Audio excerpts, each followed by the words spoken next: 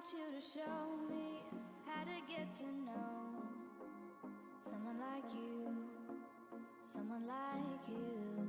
I want you to know me, 'cause I know then you'll see we can be true, we can be true. I want you to see what I see in us, something so real, something so real. I want you to see that this is a love that we both feel, that we both feel. And how will we ever know if the love will ever grow without trying, without trying? And how will we ever see if we are meant to be? It's terrifying, it's terrifying.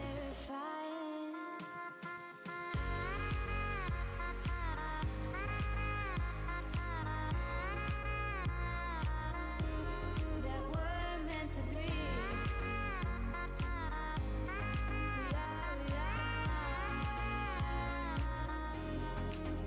We're meant to be.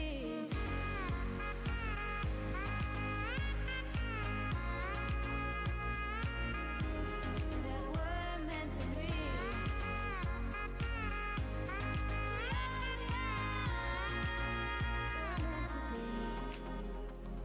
We've both been there before. When a love What up, boys? What up, Davey? Mr. Jaron himself. Jaron Hall. Yeah, I see you sending out that. What up, boys? Actually, my bad. I forgot to pay out the entries from the Friday. I was like looking at the back to school final, and there were only 6. And so I was in on Friday, or I went on Friday with Ander, maybe? And Noah won the blackout, so what out blackout. And I realized I was behind, so anyway, I had to jump through and make sure everything was good there. So 9 entries in, we should be up to speed. We got a couple games and whatnot going on today. And, oh man, it's been a day! Boys, where am I at? I'm up to Dallas on the redo of all of the different depth charts and everything else. Oh my god, if you've been paying attention, there's already been a bunch of changes. We can go through some of the funny stuff pretty quick. Screen. Oh, I have that. I don't even have this up. You even be able to see this, right? Probably not, right? Why is this over so much, man? My screen. Oh, because of that. I could just kind of make that. Whoop, not that. Not that. Ay, ay, ay. Game capture this. Whatever. Good enough. Anyway, so I went through Arizona, made a couple changes. The amount of players... Beer, stop. The amount of players that have different numbers now, it is kind of nutty, man.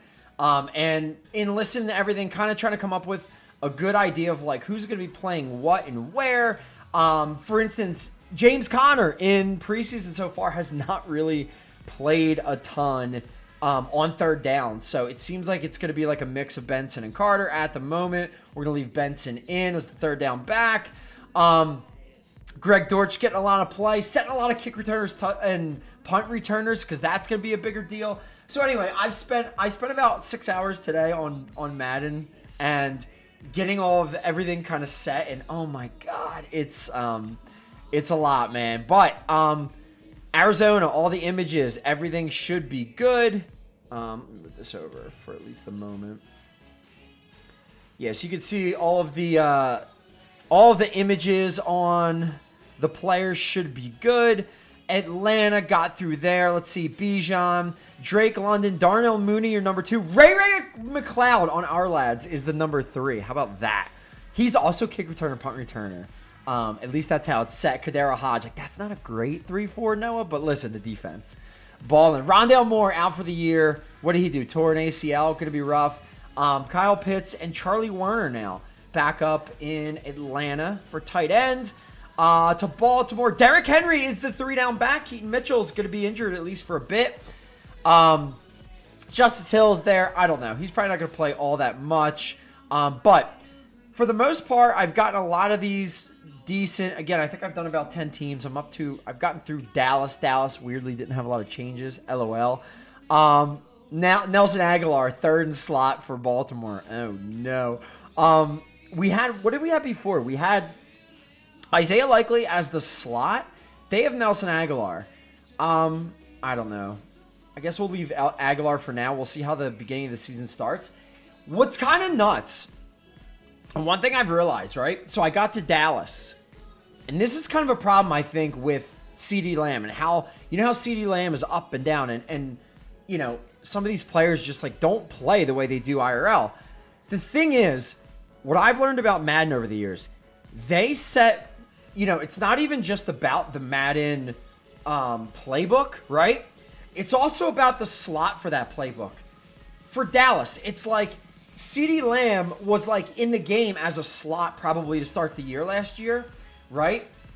We probably moved him out because he wasn't actually a slot in real life. He kind of traveled around. So I thought CeeDee Lamb was going to be back out wide as like the technical number one. But I look at the game, and the game has him currently as the slot. So it's like I don't want to mess too much with like the stars and where they play as far as like the star wide receivers. You know, Dalton Kincaid is the backup tight end.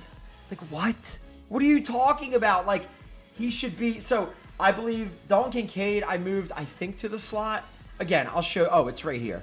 Yeah, I kept Dalton Kincaid in the slot. But as far as EA and Madden go, he was just a backup tight end. Like, that makes no sense, right? So I had to be smart about some of the decisions I made. But, yeah, as of right now, I can go through real quick on what we got. At least kind of weird stuff. Derrick Henry back to 3 down back. Zay Flowers, number 1. Rashad Bateman, number 2. Aguilar, 3. I think, like, Aguilar was this. I don't know. Whatever. Kind of dumb. It didn't really make a lot of sense. Again, just with regards to, like, star players playing, like specific roles, that's stuff that, like, I can't really mess with. Collins, Madden is so determined by playbook, so Dallas playbook is probably designed around the slot, which I told Bert ended up going off. Yes, but here's the problem, right? Then I would test it too. I would shift CD to the slot. I would make him 99s across the board. It wouldn't matter. And he would still not do, like, even what Tolbert was doing. So it was, I don't know. We're going to do our best to not mess with it. The thing that sucks too is that, like, look where we have Justin Jefferson. We just got JJ back to being so good, and now we're gonna switch games, and so, like, it might go right back in the toilet. Who knows, man? But you know, as I go through, I do upgrade, like, some players. They just, like, it makes no sense, man. Some of these players who are so good, they have them, like, in the 70s, and, like, it's so weird. And then you have got, like, you have some guys who have been, like, hurt for, like, didn't even play last year. They're still, like, 90s. It's just crazy. I think CD was, like, a 96 when I looked or something. I don't know. It's some of the stuff, some of the decisions on EA's part. I feel like a lot of what they do, too, is they like to start guys low. Like, Kyler Murray's, like, a 76. What? Come on, man. And it's like they start these guys lower and they'll upgrade them during the year. So anyway, I go through, I try to put, like, a good cap on some of these players. I try to change them, at least for us, like, to make them a little more realistic and kind of where they should be. You know, all the Eagles, I go make them all 99s, obviously, right? Yeah, all the time. Makes no sense either. You're right, exactly. But, like, if I make them all 99s, they should, right? Shut the frick up. But no, man, I'm kind of giving you guys a little insight into kind of what I'm looking at as I go through these. So, all the image updates, all the number updates are crazy. Going through, make sure the playbooks on Madden match, not the playbook, the depth charts on Madden match our depth charts. Kick returner is going to be a big deal. Like, making sure I have all this set. It leads me, like, I think on Cleveland maybe I must have had 10 different image changes, you know? There was so much. So anyway, I just want to give you guys a quick sneak peek and kind of what I'm dealing with and what I'm looking at as I go through this. Again, even something like Likely, like, he shouldn't be a backup tight end. You know, like, why? Like, no, F this. Like, Aguilar does not deserve. No. We're not doing this. We're not doing this. Aguilar can be, you know what, Deontay Hardy. Why are you? No, you're not even the 4th, so that's cool. Aguilar, go get off slot and go to 4. Give me a break. And please, what are we doing here, man? He's the slot. Like, he's the slot. Stop. What are we doing? Likely slot. There you go. Boom. Change in real time. BRB.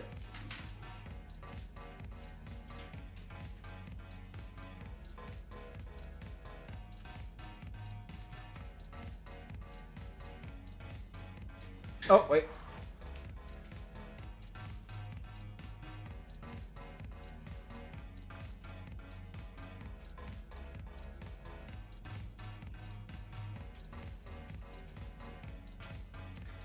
Oi. Anyway, so yeah, man, we'll see. We'll see what's up. There's gonna be a lot of changes. The funny thing is, I go through and I make all of these like image changes now, and then like a lot of these guys will get cut too, which is kind of like a mess as well. Guys will start to move around during the end of training camp, towards the beginning of the season. But anyway, we got to do it. We got to do a good sweep early on just to make sure we're in a good spot. And then like a lot of people go, oh, just do a Madden update. You don't understand. I have the same roster from this point. That update I just did, I will keep this same roster. It'll go through 100 changes between now and next year at this time. That's what I have one roster that I babysit all year long. So like, yeah, I don't think people understand. Like, if I hit update, I can't do that, right? If I updated Madden, I got to go through our system and completely update everything because I don't know what Madden changes. So there's a lot, man. There's a lot that goes into this. That's why I'm only about 10 teams in, but I'm starting to cruise a little bit. Hopefully by tonight and tomorrow, I'll get most of it done, at least like a good first run on it. Can we clear out the guys who aren't on rosters? Yeah, that's exactly what I'm doing, right? I have our lads up. I'm looking at rosters on our lads. I'm cutting out some of the guys who I'm not like seeing, or some like there's some teams that just have so many backup running backs and things. I'm trying not to put everyone there. Just like Russell Gage is on Baltimore, so I'm not trying to put everyone there. I don't want all this excess, but we got to do a decent job of at least having like the majority of the players sort of set, right? Buffalo, James Cook, 3 down back, dude. That's for now. All these James Cook truthers, I don't get it, man. I'm so scared that he's not going to have a great year. All right, this is what I ended up doing. Dalton Kincaid, tight end 2, but he's the slot. He's technically the number 1 wide receiver. This is how we've had it already. So you'll see when you look at the depths, Keon Coleman will be number 2. Shakir will be number 3. And, oh, sorry, he'll be 4. He will be 4 for now. And kick return, punt return. And I think Curtis Samuel's probably going to be the number 3. And again, this is all kind of up in the air. KJ Hamler's over there. He went to Penn State, so we throw him in there. MVS, new picture. Matt Collins as well. Like, it's a bunch of guys we don't really need. We'll remove him from the stats page, like Dez, Deshaun, Shuffle. Yeah, I don't know. I don't think so. I don't know why. I don't know. If I could get him to do other things, I would eventually do that as well. Put that into the thing. I'll pin that to get rid of like the legacy players in the stats page. Yeah, good point. Yeah, put it there. Or pin it yourself, actually. That would be fun. All right, Bryce Young. Chuba Hubbard, 3 down back. Jonathan Brooks, he's definitely going to start on either PUP or he's going to be out for a couple of weeks no matter what. So Jonathan Brooks, Miles Sanders is going to back up. As for now, Chuba going into the season is going to be 3 down back. Deontay Johnson, number 5, 9/18. Got a picture change. Thielen, second in slot. Xavier Legette, number 3 at the moment. That's what they have on our lads. Thought it was kind of nuts, but we'll see. Jonathan Mingo, number 4, but it doesn't really matter. It doesn't do much. Amir Smith-Marset, number 11. Kick return, punt returner. Jatavian Sanders, we're going to start him as the number 1. I think he will be when Ian Thomas isn't blocking. Yeah, Carolina, pretty straightforward, but a lot of image changes there. Chicago, Caleb got an image update. Tyson Bagent's number 2 there. I'm not even putting the other QB there. DeAndre Swift is not 0. He is number 4. New image. Khalil Herbert back up. Oh, Khalil Herbert, goal line. Sorry. Swift leading 3rd. Roshan, he might be the 3rd. I don't know. Swift sort of does that as well, or should. So we'll see how that shakes out later. Travis Homer's still there. DJ Moore, easy number 1. Keen number 2. Rome beast mode in preseason number 3. Keen is the slot at the moment. Tyler Scott, I believe he and Velus Jones. Velus Jones has been their kick returner, punt returner for a while, so he's going to keep it. Although, I think Madden had Tyler Scott. We'll see what ends up happening. I know Scott was like a big I think he was a last year draft pick who ended up being kind of fun, and when they had nobody, or maybe the year before, he was doing a little bit. But again, we'll see. Giants legend Colin Johnson in there, and then Cole Kmet, Gerald Everett. We'll see.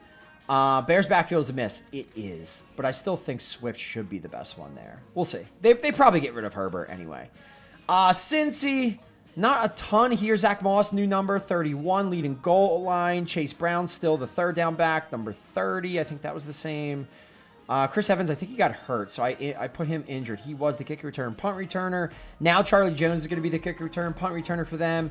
You have Chase Higgins, Andre Loshivas. Sounds like a soccer player.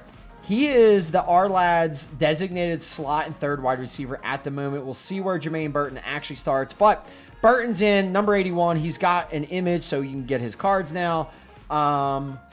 Wait. Did I do it right? Yes, rare. Haha. It's like my ligma. Sorry, boys. I think this Loshivas guy's been there for a little bit. Irwin, he's more of a backup. Again, Charlie Jones is going to be kick return, punt return.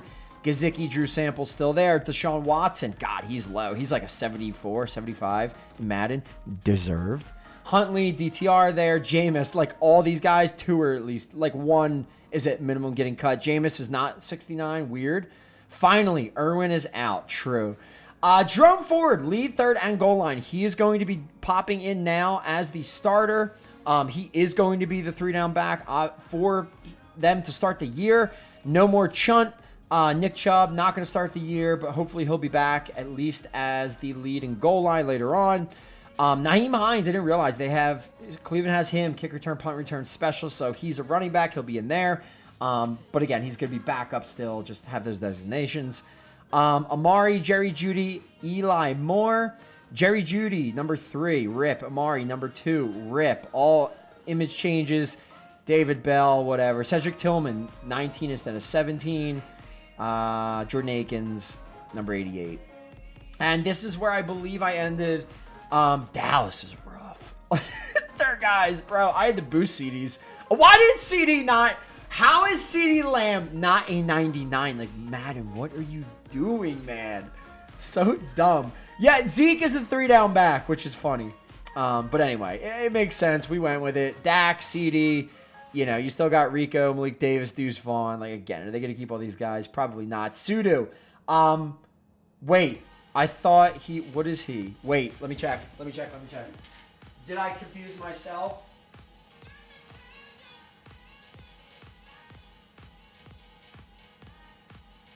No. You know what it was? Dallas? Yeah, Dak's like a 90 or a 91. Cray. Nah, he had a good season, but... They had Brandon Cooks as the slot. I guess, dude. So anyway, CD, we keep him outside all year. We're not putting him in the slot. Thank God he's not in the slot anymore. Yeah. So we'll start with that. No way Wilson has ever stood him for the Broncos. But that's the thing, right? It doesn't matter.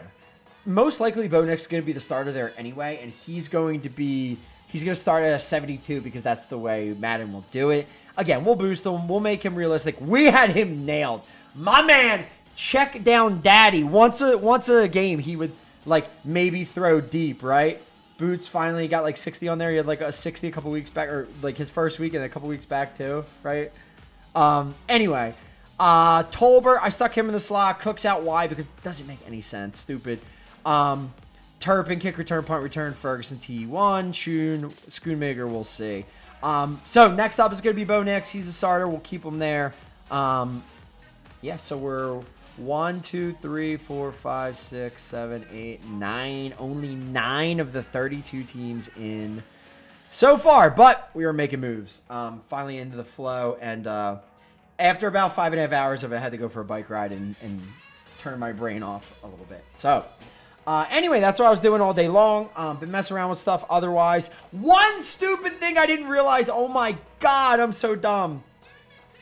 I am like, why, man, all of the images were, the game footage has been like, it seemed choppier. I don't know. The new update on the computer, I don't know. No, you know why? Because when I re-downloaded OBS, the global, what it recorded in was in 30 frames. Like you just have it good everywhere, and then that dumb crap, man. Anyway. So Yoshi's in packs. Yes, whoever has an image, whoever I just talked about, they're all in packs. I will start off with Dallas coming up, and we will continue from there. All right, so more updates as they come. All right, let's talk about this weekend real quick, what we saw. Saturday, 650K, the Survivor. Oh my God. Let's see. Like, I saw people complaining, and I know I didn't. I think I had 15K both days, which was like okay, but not great. And what did it start with? The Jets game? So Carolina beat the Jets 19-16. Ridiculous. What did Brees do? 150, but only one TD. Rodgers didn't throw picks. Like, what happened? 4 field goals for the Panthers. I don't get, were there like weird fumbles? Like, how did that happen, man? Carolina beat the Jets. Miami beat Washington. That's fine. Tua, 302 and 4 TDs. Waddle, 133. So it wasn't even Reek. It was Waddle went off. 3 TDs. Oh, my God. And then Indy crushed Arizona. I literally hit the buttons, set my squads, and go back later. You clown! Shut up, Dave. Anyway, you don't bother me. You don't. I'm not bothered. Richardson, 315 and 4. He ran for 101. He's such a beast. Rigged. I love it. I love it. As Claire would say, anytime she tries like a new pizza, she'll take a bite of it. I love it. And I'm like, yes. She did it yesterday. It was great. Anyway, so Indy won, and then not that like any of these would have been like a bad team to win, but oh, why am I doing it this way? Hold on. Let's go to announcements. So basically, oh, is it off? Yeah, it doesn't even show anymore, does it? No, it's all gone. So I can't even show it that way. So then basically it was the Rams ended up losing to the Chargers, and I mean I probably had I had Jets and a little bit of probably both, right? A little Arizona for fun, but then like Rams, Quentin for fun as well. But my big play was Rodgers, Wilson, Brees, and the Jets D. 15K. It won enough. Oh, God. Rough. What up, Stive? So, yeah, man. Anyway, 15K got me, like, what? Not even top 10. That was rough. And then Sunday was even more ridiculous. Like, boys, we let Cullens win? What are we doing, dude? Sunday, even funnier. It starts off, the Lions crush KC 42-26. So, yeah. So once KC was gone, I mean, no, I actually wasn't sure because Detroit KC, like that's a good game. Both teams are really good, and the Lions are really good in the Sims. I went with a Josh, and I guess did that not matter either? What happened to Josh? They lost to stupid Pittsburgh. So anyway, I scored 15K. I was out. Cullens won with 52K. He rode, let's see, Detroit won. Wow, 45-42 in the second game. They beat Cleveland. Wow, Deshaun threw for 486, so you could have played a Deshaun and probably done okay. Got 415 and 4. Wow. That's huge, man. Who had all the catches? Oh, Jameer had 7 for 118 in that game. That's kind of nutty, man. I had to fend off Big Chief at the end with a stick. Yeah, man. Both went Goff. And you used your big boy, Jameer. Interesting. Fun. So, anyway, yeah, man. Congrats to the winners. Cullens took it down on Sunday. Archangel on Saturday. No Big Chief. Ripsky. Would it be good? Beat Ander. Ander's a clown anyway. Kid sucks. Anyway, man. Yeah, so that was fun. This week, so I have not gotten into this week as of yet. We've, again, I've been just kind of, I got the missions all set for the week or for tomorrow. Other than that, I'm working hard on the depth charts. I can't get anything else set until then. So it's possible that the contest, I mean, it's still by Wednesday. Contest will have to be out, but I got to get on that. I got to get on games for the week. We're still going to stream under Madden 25 because why not get those eyeballs in today?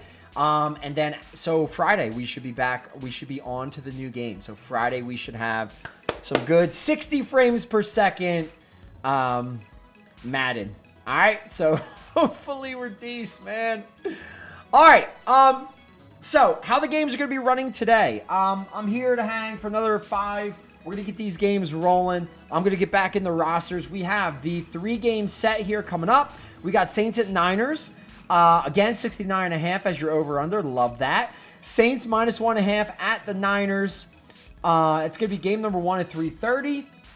4:45, game number 2, we got Packers at Broncos. Packers minus 5.5. Going into Denver, 69.5 again. And then 6 o'clock is the final primetime game, or the big set game. We got Cowboys minus 7.5 at the Raiders, 69.5 as your over-under there. Tonight we have Monday Night Football. We got Tampa Bay at Jacksonville. So, what do we got? 3:26. I can get a couple quick checks in. Monday Night Football. Little banger here. What do we got? 3.9 milli tonight. Going out on the Unlimited Quickie. And then for today's typical Unlimited, Jordan Love. Oh, God, did you go Jordan Love? You didn't go Jordan Love, did you? Jordan Love, Derek Carr, Brock, and Dak. Like, puke city, man. I guess Jordan Love's the best one there. It makes sort of sense, right?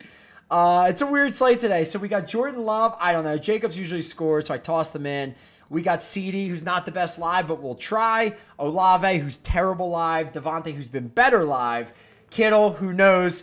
Javonte, CMC, who's better live, but hasn't been great. And Dallas DST. We shall see there. My 2 supers were Dak and Love. Who'd you go with? Dak, I hope? Oh, God. You probably went Love, you clown. So that's the Unlimited. What is the caps? Cap is 900. Oh, and I forgot when I was setting my lineups over the weekend for Saturday and Sunday. I only filled 1 lineup each. I thought it was 1. By the time I had scored, I go back. I'm looking on Saturday. I was like, oh, I was like, whatever. I just left it. And I got slaughtered. So, anyway, for you guys like Dave yelling rigged all the time, suck my leg, man. And here we go. There's the alarm. 2 minutes to get the games rolling here, boys. 2 minutes. 2 minutes. Let's do a 90-second timer here. We got to get these rolling on time. Timers. No. Move. 1 minute. 10 seconds. Boom. Minute 10 to get through it. We're going Jordan Love, Christian Watson, Chris Olave. We got a Brock Bowers blackout in here. Old school CD. I almost XP'd this. I can't do it, man. Some of these old cards can't do. Old CMC, original Zeke as well. We got Dallas DST and Devontae. So if Zeke punches in a couple, we'll be looking good. And again, that's going to be today's 900K whiteout. So good luck there, boys. Anything else? Anything else you want to chit-chat about, check out before we get rolling? We got games here in a minute. What do we got? What do we got? Why is that one saying 329? 329.05. Anything else, boys and girls? Anything else? Oh, and the best ball, second best ball drafted last night. Third best ball, we only have 1 slot left. Get in this. We're going to talk amongst everyone in here about when is a good time to get rolling. So yeah, DM me if you still want to get in on one. And last thing I'll do before I get out of here is let me explain for everybody. Let me get these games rolling, then I will explain exactly what is going to happen again. So, if you haven't been in a best ball just yet, make sure you get in a best ball. I know I drafted with people about 2 weeks ago. This past weekend, we had the second one fill up. Stevie, I don't think you've been in one yet. Maybe you're just trying to hope for a last seconder. Like you're just waiting for the very end to do it. But games are locked, boys. But yeah, we have one more slot. I want to make sure we get somebody in. Cryptic, Stive, AJ, Hag, Lovable. Which one's Nacra? It's been a while now. Bedine, Nacra, I don't remember. Cody, no, there's Bedine. That's the, guys, too many. ADM, and again, we need one more. I know Dabs and his crew still wants to get in. I sent a DM, I want in. Davey, you're in. Here we go. Copy. Natively Dave. You're a prick. Love you. Get in there, Dave. That'll be the last one. If you guys want, why don't you guys jump in the league chat, discuss, try to come up with what is a good date for everybody. It doesn't have to be while we're live. I want to get this done. And then This game's about to get started here. You guys will draft. Remember, these best balls are first 3 weeks of the regular season for the NFL. Okay? 10-team leagues, 2 quarterback leagues. Weird bonuses, actually. Only at 200 rushing or receiving and 400 passing. So really, it's the QBs should be even more because you're probably not going to get any other bonuses. I didn't even realize that. Talk about the draft. Get your draft in for number 3. I'll fill up at least another one. I want to get a 4th best ball in. Here's what's going to happen. The September event, which will be announced coming up in probably about 2 weeks. I'm going to start working on it probably tomorrow. Next week at some point. Or this one shouldn't be too bad. I'll explain a little bit later. But here's what we got going on. You get in your best ball league. You play for the first 3 weeks. You can't do pickups, any of that stuff. You draft, that's how it sits, okay? Top 3 winners, top 3 people from each of the 4 leagues are going to move on. Top 4 from each of the 3 are going to move on to the final. It's going to be a 10-team league for the 4th week of the NFL season, okay? Everybody who wins one is going to pick up a legendary for the September event. The winner of the entire thing, okay, redraft, for the 4th week, winner is going to get the Super September event piece. You are going to want it, trust me. So make sure you get in your 1 best ball. You can get in 1. That is going to be it. The Super for the September event is going to be the final, the best of all of the drafters. So again, get in yours, finish top 3 in the first 3 weeks in your bracket. You'll move on to a new draft. All right, and then there's also going to be a little bit with if you finish 1st, 2nd, and 3rd in your draft, points-wise, 1st, 2nd, or 3rd, you will get a bonus going into the final, okay? So it might be 15 points extra for 1st place. 2nd place might be, 5, or maybe it's something like that. 3rd place, nothing, but you're in.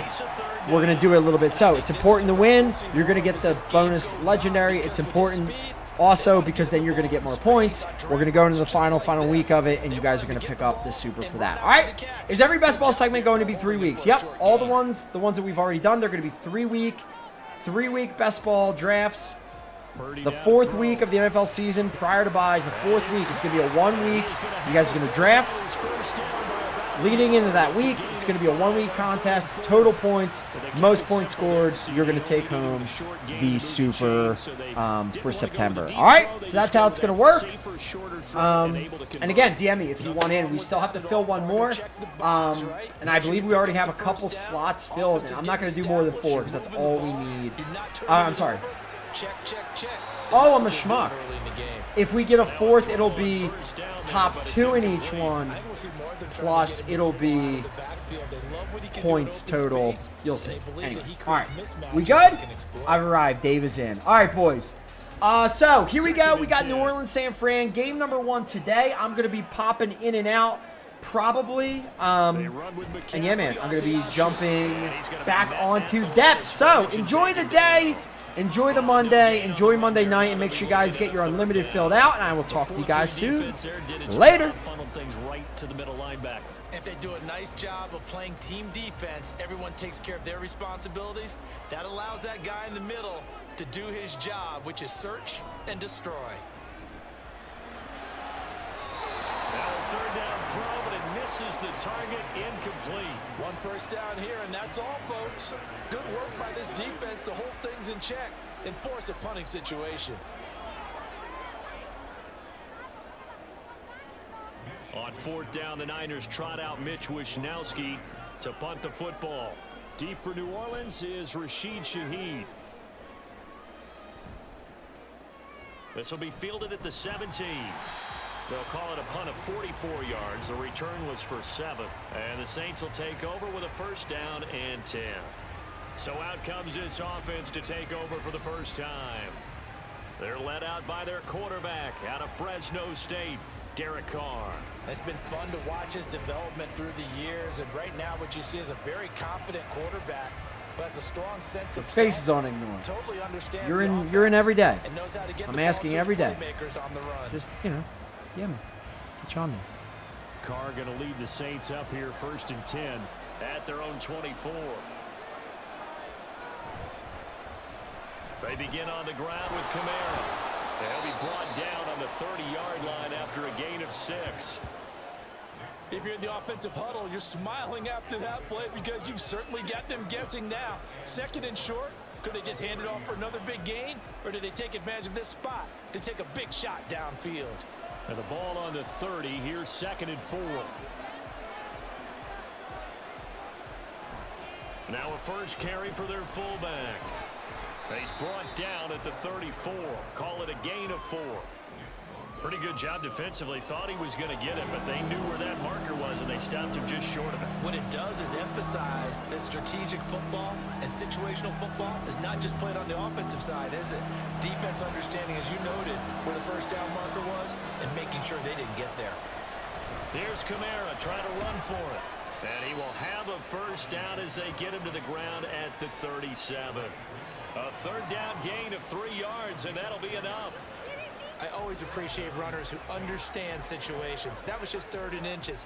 No reason to dance around in the backfield and try and break off a bigger play. Just go pick up the first down, and that's exactly what he did. Staying on the ground on first with Kamara. And that'll be good for 8 yards to the 45. Looks like they're establishing a pretty good pattern here because they've been very heavy in the running game on the last 4 plays. Yeah, you took the words right out of my mouth. So far, 4 plays in this drive, all 4 on the ground. Now a 2nd and 2.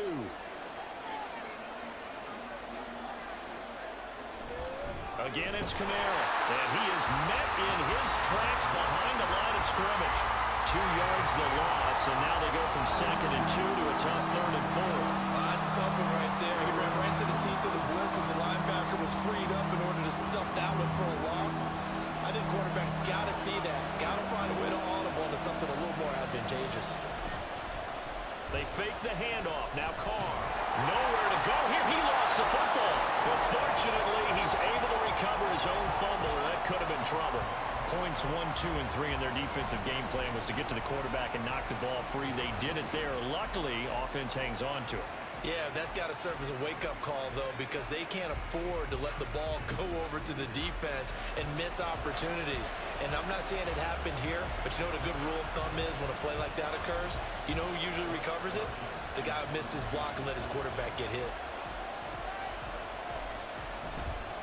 Now on 4th down, on is the punt team sending this one away.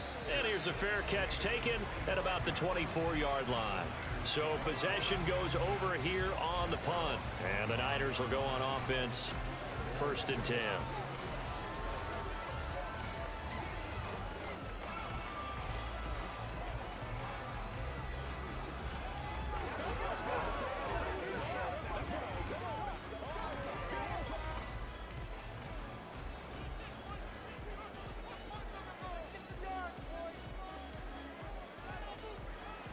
Play action, and now here's Purdy to throw it. And this will be well too low for him to bring in. It's incomplete. I think he's got to be careful not to force anything into coverage right there. There weren't really any throwing lanes, but the best part for him, he's got 2nd and 3rd down to fall back on. An incomplete pass leads to 2nd and 10 from the 25.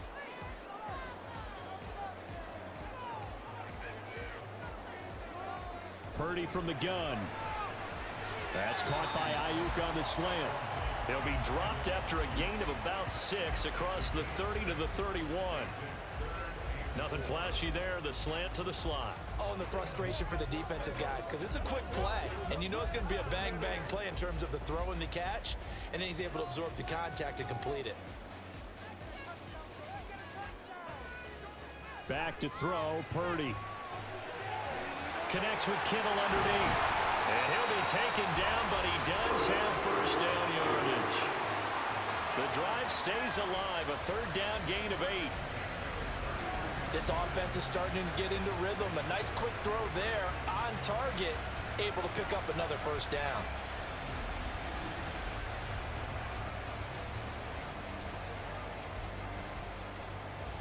So from the 39 now, they'll come up on a 1st and 10.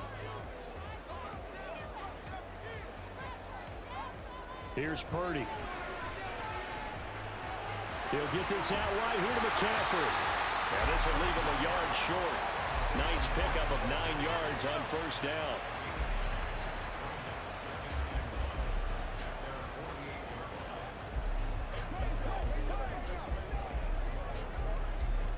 the 48-yard line. Here's 2nd and a yard.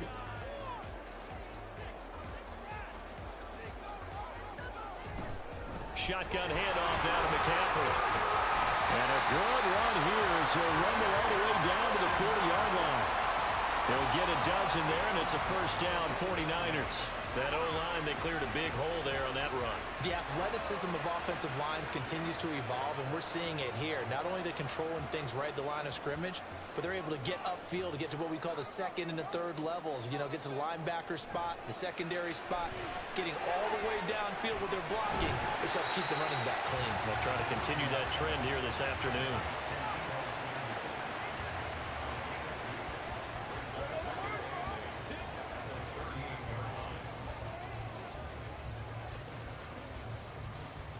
From the 38 now, here comes 2nd and 8.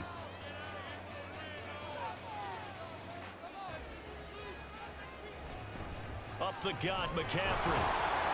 He's brought down at the 34. Call it a gain of 4. On any running play that's called, they're always hoping that it's going to break big and go the distance. But when you get a nice gain like that, you're able to do so many things anyway. You can come back and run essentially the same play again, continue to move the ball on the ground, or you can decide to throw the ball now because usually you have the defense back on its heels. Purdy will set up to throw it here. He's got his target. That's complete. And this is going to be another first down as the tackle's made at the Saints 23.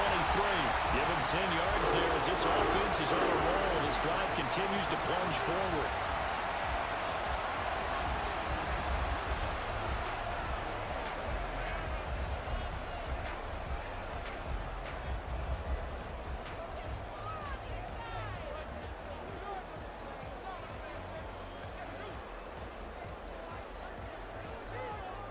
Purdy looking to throw on first down here. And that's going to be incomplete. Too tough to hold on to that one. It's 2nd down. It's pretty early in the game, but they've already tried to establish him not just as a runner, but as a receiver as well. Didn't happen there, but I wouldn't be surprised at all to see them try again shortly.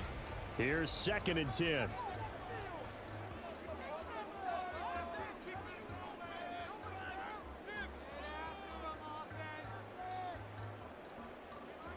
Purdy. Over the middle, complete to Samuel. And he's going to be brought down on what will be the final play of this first quarter. No score after 1 on EA Sports. The 49ers with the football here to begin the second quarter. So they need 6 yards here on 3rd down. They're 2 for 2 on 3rd down tries so far on this drive. Throwing here, Purdy. They'll set up the screen to McCaffrey. And all the way down inside the 5 to the 4. They're able to convert on 3rd down, and that sets up a 1st and goal. That's a sharp throw right there on 3rd down. They're looking to get the first points of the game, and they certainly don't want to be on a field goal. So that's a nice job to get the hook up and set up a 1st and goal. So another 3rd down conversion, and now they've got a 1st and goal. McCaffrey. And across the goal line into the end zone. Touchdown 49ers. Christian McCaffrey taking it in from 4 yards out. And the Niners post the first points of the ball game as they take the lead here in this second quarter. A strong, determined run there, Charles, to get in for 6 points. This is why it's such a team game, isn't it? And I know it sounds really generic and it sounds almost trite, but the blocks were made up front, offensive line, collective victory at the line of scrimmage and downfield. And how about the finish to the run all the way into the end zone? Moody good with the extra point, and it's now a 7-0 game.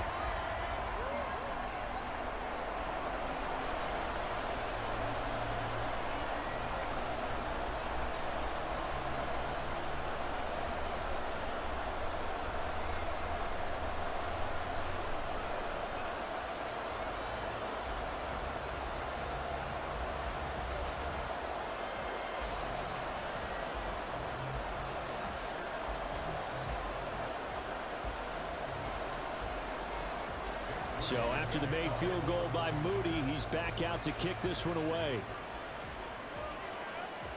And this will not be returned. It'll come out to the 25. New Orleans Saints, they get ready to set up shop for their second drive. They'll be looking to match that touchdown from a moment ago. 7-0 is the score as they begin with a first down.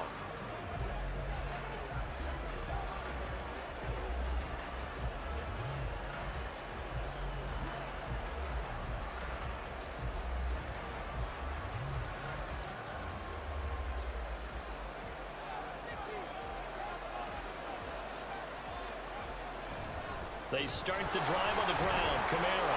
And he's upended at the 33 following a good pickup of 8. Even though they gave up more than they wanted to on that play, it actually illustrates how well they bottled him up throughout the game because that was his longest run of this contest.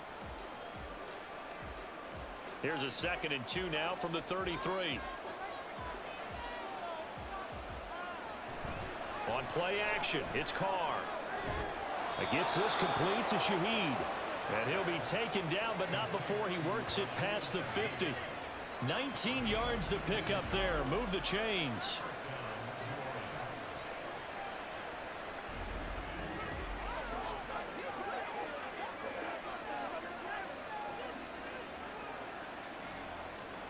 Back-to-back good plays have him on the move on first down. Now Carr. There's a short one to the tight end, Johnson. It'll go as a gain of 4, and that's going to bring up 2nd down. 4 yards on the pickup. 2nd and 6 at the 44-yard line.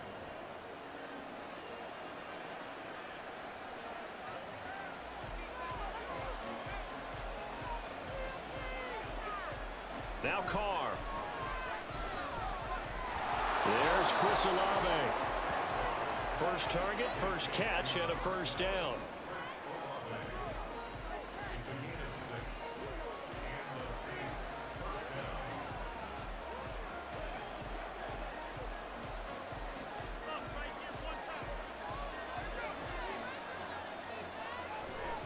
They'll pound it up the middle with Kamara.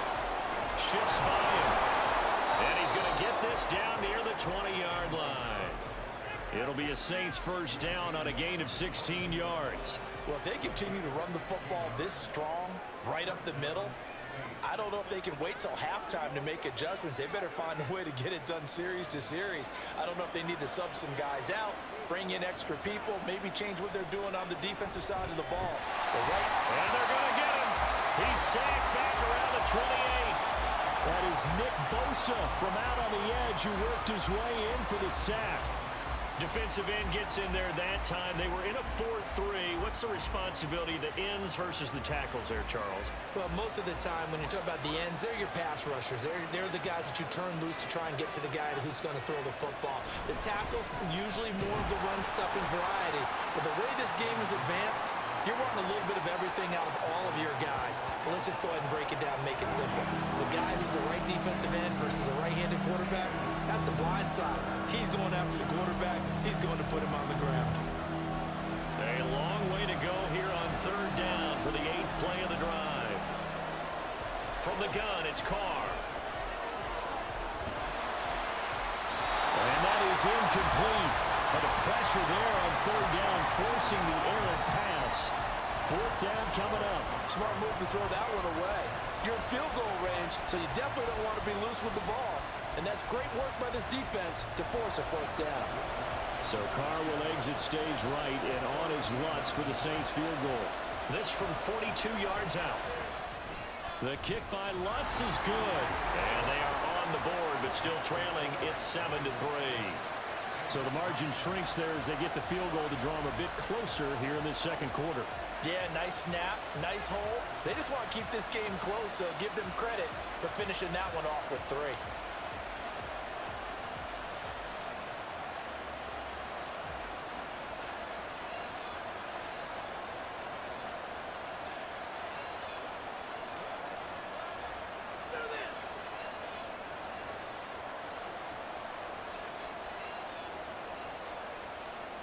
Following the made field goal, Lutz to kick it away. And Thomas just going to hold on to this one. It's a touchback. Out comes Christian McCaffrey with the rest of the offense. He's been good. His guys are winning. So far, the recipe working here in the second quarter. And he doesn't like to just tote the rock. He wants to carry his team on his back. And that's what he's done throughout this game. Yeah, he's done that. He'll be hoping to continue that trend. Purdy going to lead the 49ers to the line. 1st and 10 at their 25-yard line. They'll try and start this drive in the air. That's complete. The ball comes out, but this will get out of bounds, so possession will stay the same. Well, obviously, you never want to fumble, but if you do, good to be towards the sideline. It saves them the possession. Saves the embarrassment, saves it going down on the play sheet as a turnover.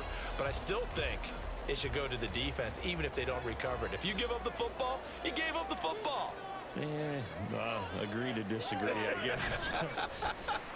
Can you tell what I played? Yeah, you played defense. Yeah. I'll let you go. I took a shot. And Debo going to have a Niners first down as the tackle going to be made up at the 37. How about that there? No frills, no additives, right? Nothing crazy. Just find a way to pick up the first down. A nice run right there. Line of scrimmage, the 37 on 1st and 10. Purdy bootlegging it. They'll find Ayuk open right side. And this winds up a gain of 4 to the 41.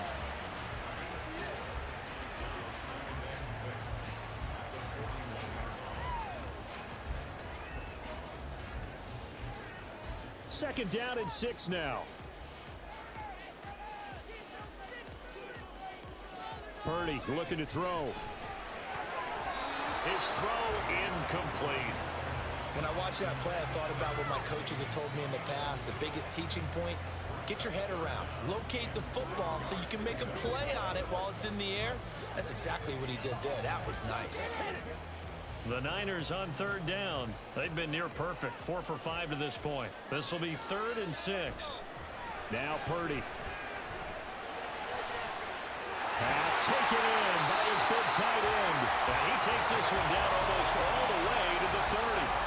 27 yards there on a very nice 3rd down conversion.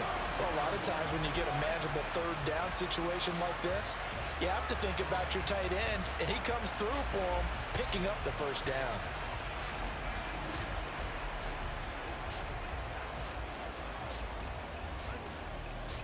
So in Saints territory now. Here's 1st and 10 at the 32-yard line.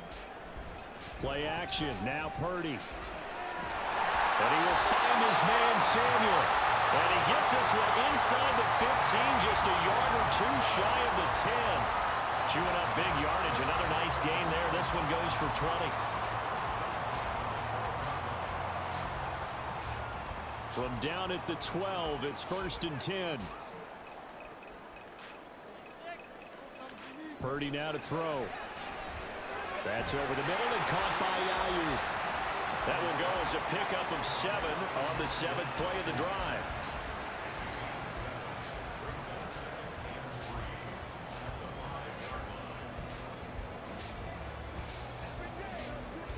Second and 3 with the ball sitting on the 5.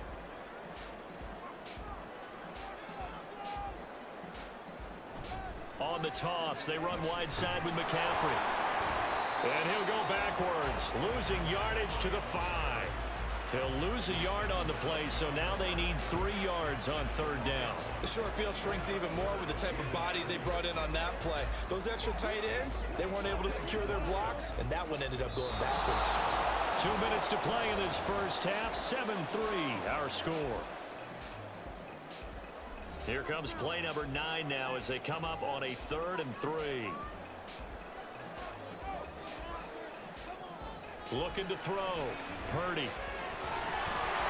And he's going to take it in. Touchdown, San Francisco. Brock Purdy, a 5-yard touchdown run as his guys are able to extend their lead. If you're going to play quarterback in the NFL, you've got to have great vision, and you've got to remain calm when things break down in the pocket. Both of those traits were on display there. He surveys the situation, sees the middle of the field open, so he's just going to step up and take it himself. Very well done there. Moody good with the extra point, and that pushes the lead up to 11. So that drive consumes 9 plays all told, and it's finished off with a 5-yard touchdown run.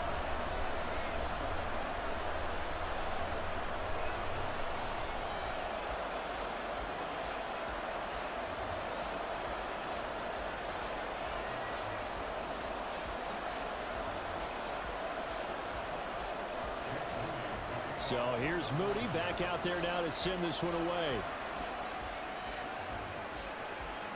From his end zone, here's Rashid Shaheed. And they'll get him down right around the 25, actually the 26 officially, so a net gain of 1 there. Out onto the field comes New Orleans. Their deficit is 11, 14-3, and needing to get something going here as they come up on 1st and 10.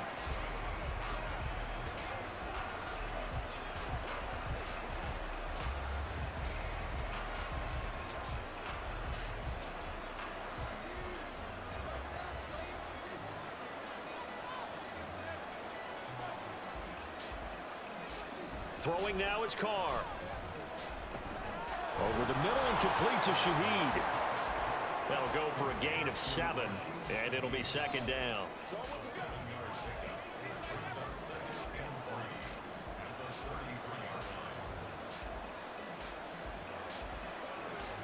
The Saints in the hurry up here, clock continuing to roll. Carr now to throw.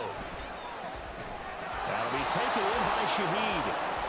A gain of 5, good enough for the 1st down.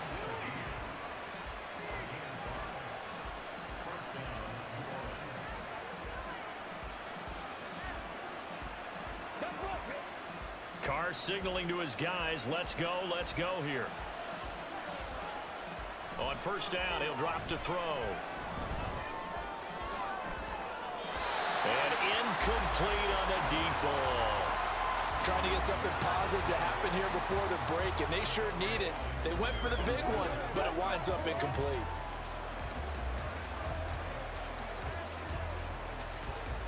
Now Carr, after the incomplete pass, brings him up 2nd and 10. They'll look to throw again. Open man downfield is Johnson. The Saints going to call the first of their timeouts as they get the stoppage with a little over 50 seconds to go in the 1st half.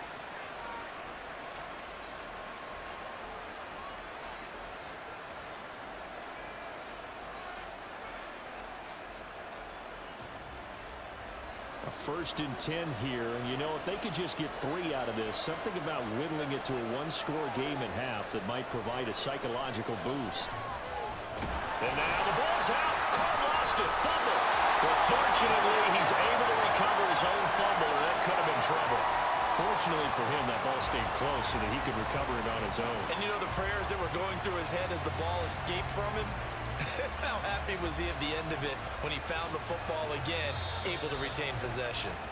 Now we'll get a quick timeout called by New Orleans, number 2, as they'll stop the clock with 26 seconds to go until halftime.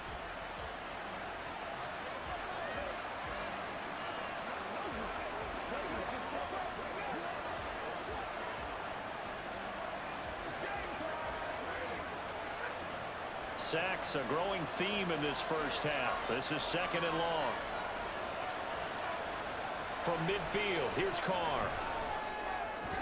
And the catch made by Johnson. A good pickup there, 13 yards as they get closer for 3rd down. Seems as if the passing attack's starting to heat up a little bit here in the 2nd quarter. You can sense and you can see the momentum because now they're reading their patterns downfield, they're understanding the coverages, and they're finding the open holes in the defense. And with just 4 seconds left in this 1st half, a timeout call.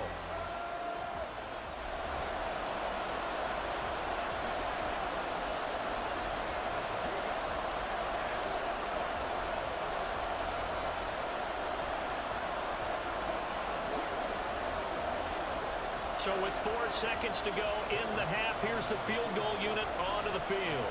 From the left hash, this from 53 yards out. The kick by Lutz is good. And a second field goal here cuts their deficit to 14-6 now. So a late 3 there, and that'll help as they head into the break.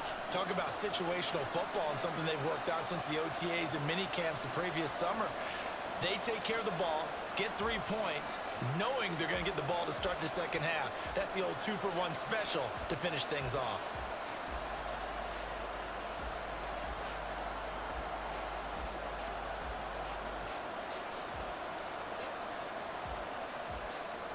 So still time for the kickoff here. 1 second to go in the half as this one is away.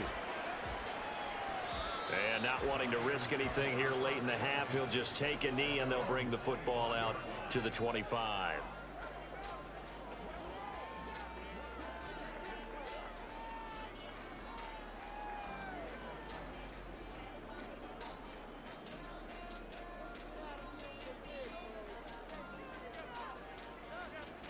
The final second ticks by, and that's going to do it for the first half of play. So we've hit halftime here in Santa Clara with the 49ers out in front. As we send you cross-country to Orlando, Jonathan Coachman is there and has our EA Sports halftime report. Okay, Brandon, thanks very much, and welcome in everyone to our downtown Orlando studios in this EA Sports halftime report. We saw the former All-Pro Christian McCaffrey up to his old tricks in that first half. He wound up finding the end zone on a touchdown run to help give his guys the advantage here at the break. Okay, Coach, appreciate it. A one-touchdown game here as we get set to resume play in the second half.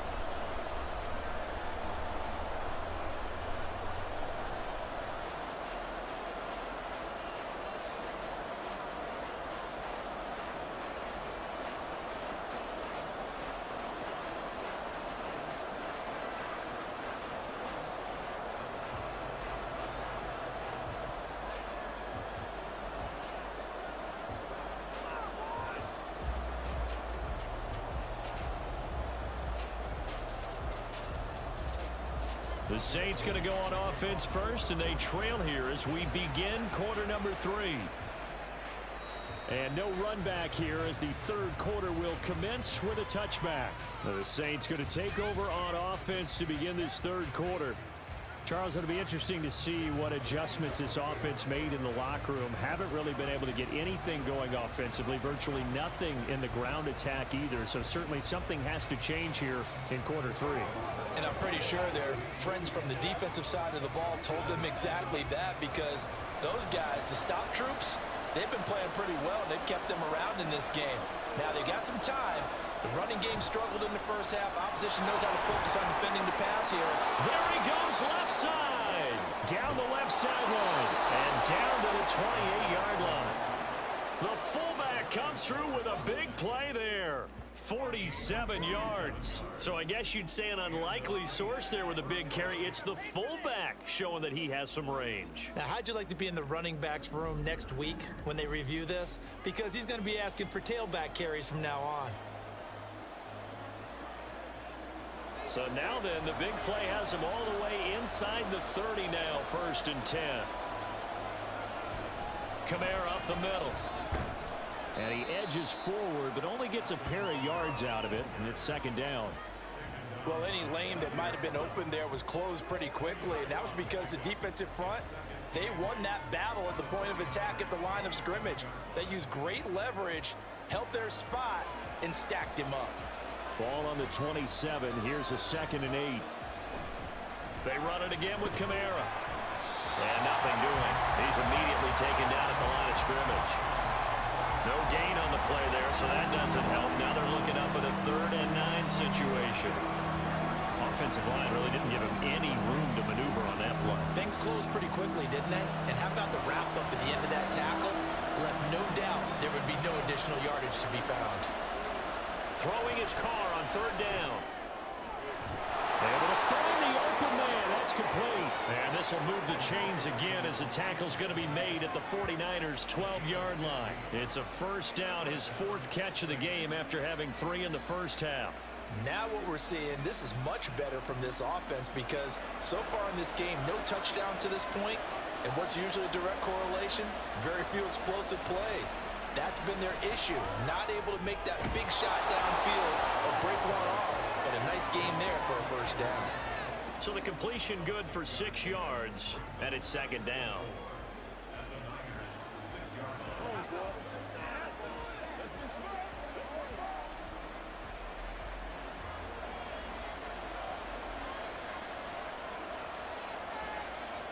Here's Carr.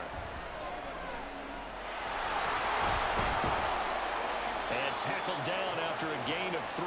Leaves him with 1 yard to go on third down.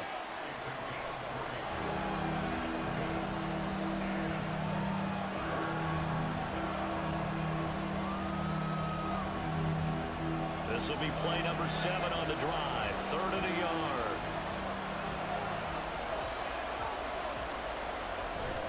On play action. Now Carr.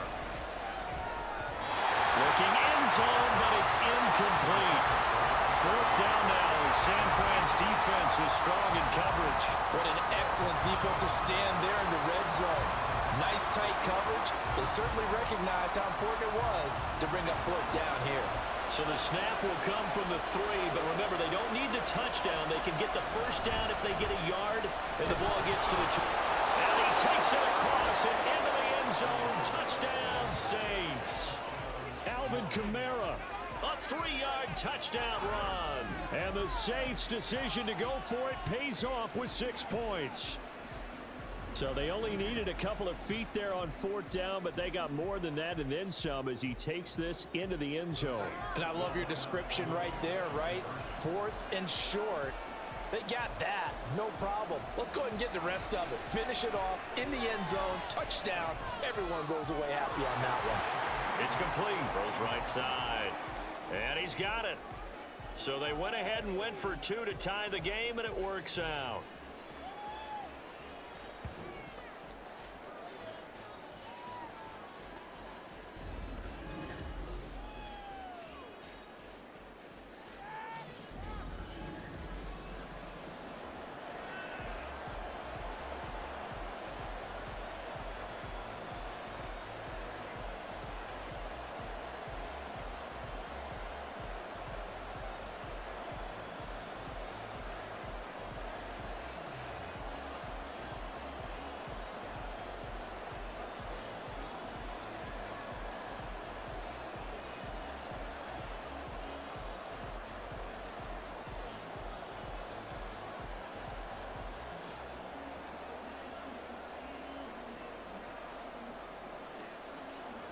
So a tie ball game here as the kick's away.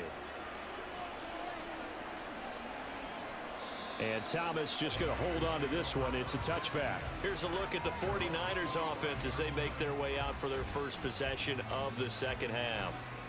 Their halftime lead now evaporated. We're back to level following that touchdown a moment ago. And that shouldn't change the mindset a whole lot from an offensive perspective because they already knew this was going to be a hard-fought game. Now they just need to go out, execute their game plan, and keep moving. Purdy going to lead the 49ers to the line, 1st and 10 at their own 25-yard line. And he'll start by handing this off to McCaffrey. And this will be a gain of 5 as he gets it to the 30. Running lanes were at a premium in the first half, but he's able to find some room there, and he's hoping that that's a precursor of a big second half. Ball on the 30. They'll come up with a 2nd and 5. McCaffrey on the counter. And he'll fight for a couple as the tackle is made at about the 32. Well, they're hoping that the second half is better for him than the first half. They've got to find a way to get him going. He's a big part of their offense.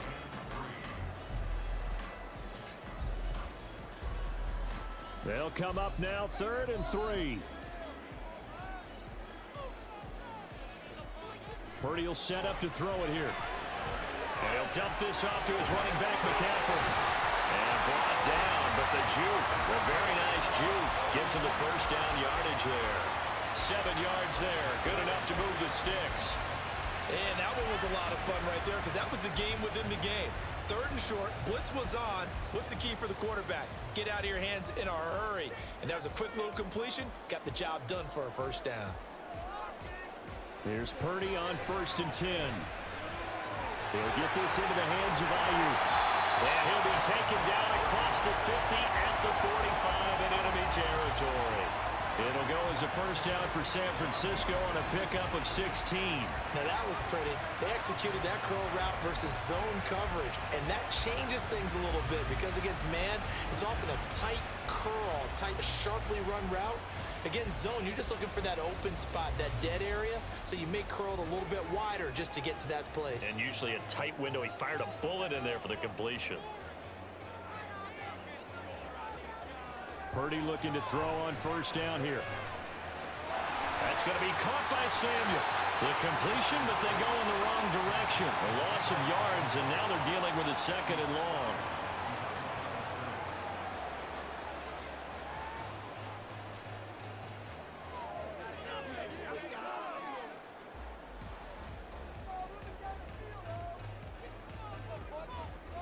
Here's Purdy.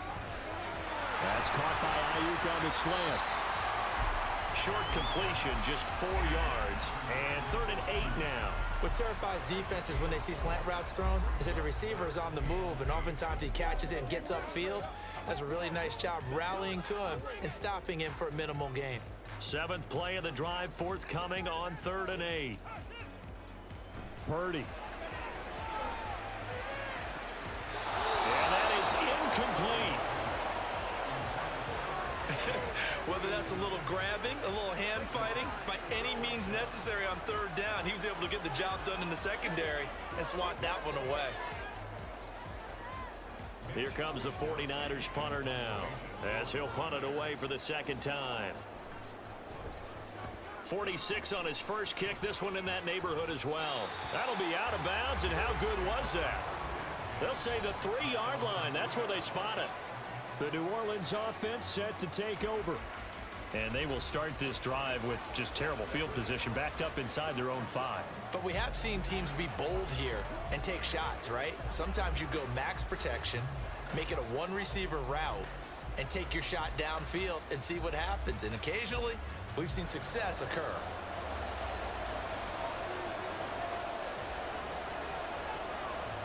Back near his goal line, here's Carr. This to Graham on the short pass. And able to get it across the 10 to the 15. They needed some breathing room. He gave it to him. 11 yards and a first down. And what a nice example there of a tight end doing exactly what he needs to do. How about how he worked his way to the outside, made sure he secured the catch, and then anything after that, we count that as a bonus. And indeed, he gets enough for the first down. They're going to run with Taysom Hill. And he goes across the 20 to the 22. 7 yards on the pickup there, and it'll leave him with a 2nd and 3. And that's a nice gain by him on first down, picking up some key yardage.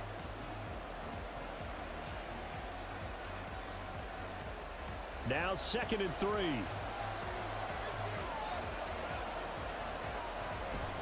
Play action. Now it's Carr. Downfield, and he's got Olave. And he gets us to the other side of midfield across the 45 before going out. The catch and run pays off to the tune of 35 yards. Despite writing it down on my notes, I never give enough credit to the offensive line, and we have to here. The protection, that's what made this play a success. Quarterback had to wait for his crossing route to develop, and that takes a little bit of extra time. Excellent job by the big fellas up front. So the big play gets him across midfield now for 1st and 10. From the gun, it's a run for Kamara. And the stop here will come at the 38-yard line.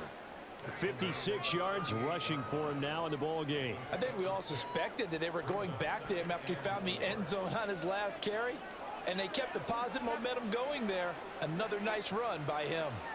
From the 38 now, here's a 2nd down and 4. They'll run out of the gun with Kamara. And a very determined run there as he'll take this all the way down to the 27. Good effort. The Saints first down there on a gain of 11. Interior of that line blocked really well on that run, but also the 2 tight ends, they blocked well too. Not only have they scouted the line of scrimmage, with their agility, they can get upfield and hit moving targets like linebackers, defensive backs. They do a really good job helping out in the running game. Now a first down carry. It's Kamara. Busts through the tackle. This will be stopped about 2 yards shy of the marker. 8-yard gain, 2nd and 2. That's a strong pickup right there on first down. And as this drive goes on, we're seeing an offensive line and running game imposing its will. 2 yards to go, 2nd down.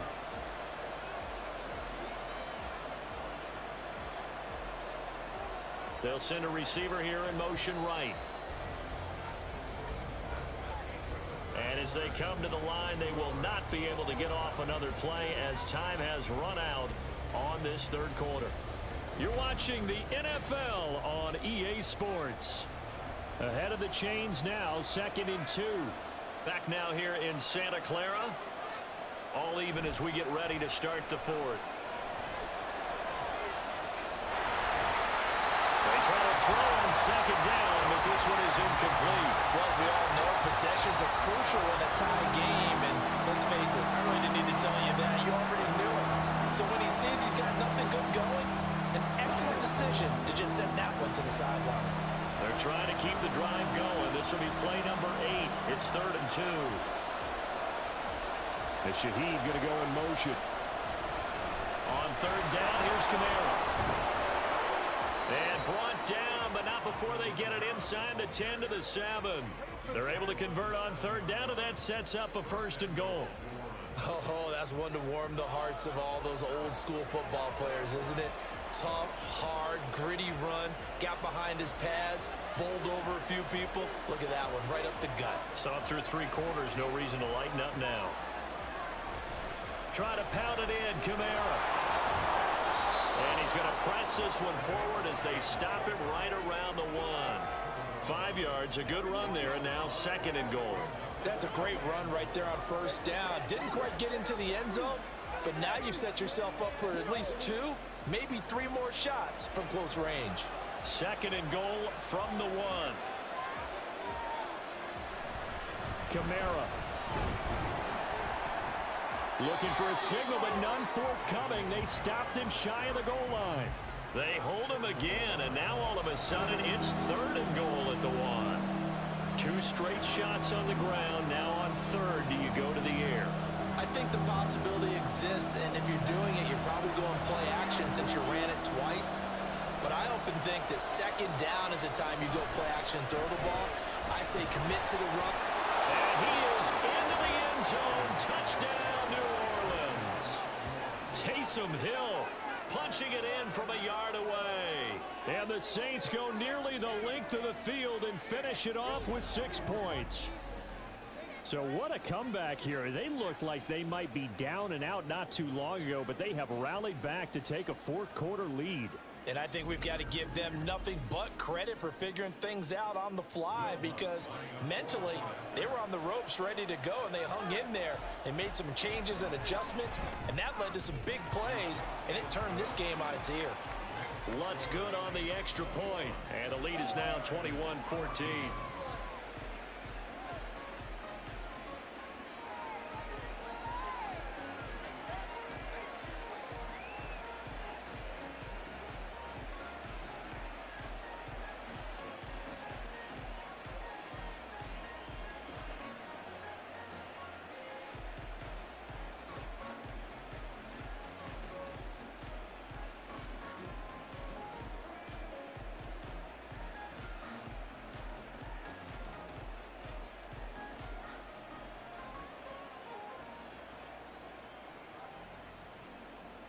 After the touchdown, Lutz to kick it off. And Thomas just going to hold on to this one. It's a touchback. Well, the 49ers settling in for their next drive. And now they'll look to answer working from behind. And remember, this offense has sputtered yet to score here in the 2nd half. They'll need to change that here.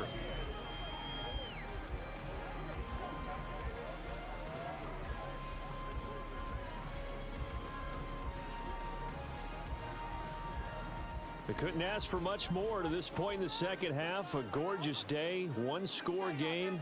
1st and 10 here. Purdy's throw pulled in by Kittle. And he'll be out of bounds across the 30-yard line. So they'll get 8 out of that completion, and it'll be second in a couple. There's a completion to the tight end, and I think that we're looking at something out of Central Casting, frankly. Absolutely. I mean, size, the hands. Speed, I mean, can flat out run. You put that whole package together, you light up the eyes of an offensive coordinator, don't you?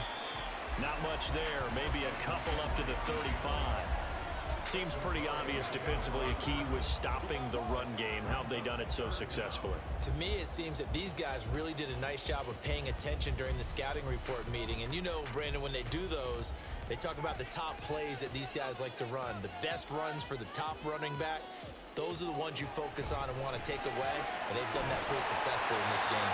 And he's going to have a Niners first down as they're able to get the third down conversion. I like the design that we're seeing right there. This is what they need. Down by a touchdown here in the fourth. They just need to keep working their way downfield. And when they see openings, take their shots.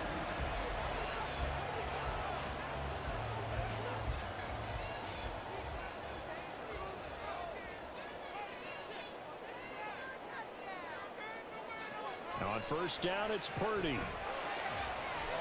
And a quick throw here, that's complete. It'll be a gain of 5, and it'll be second down. Brings up second and 5 at the 50-yard line.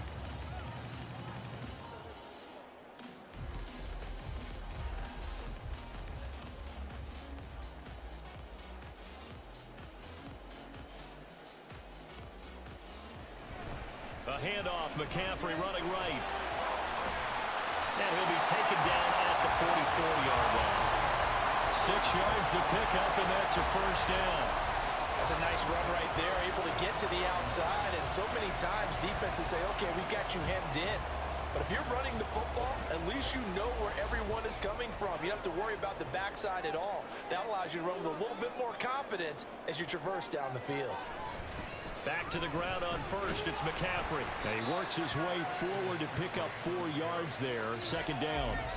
And that was a quality play to start a new set of downs. That was simply an offensive line winning the battle up front and winning it in a big way and giving their guy in the backfield a nice lane to hit.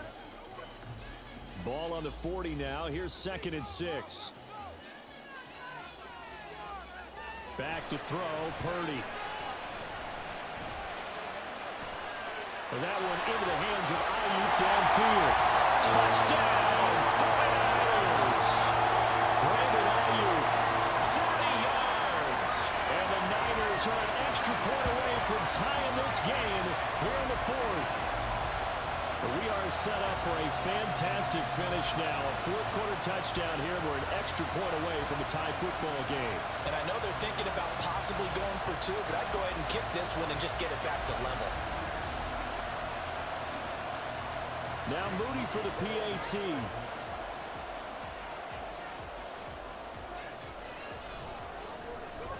And no sweat. He puts it through, and we are tied here in the fourth.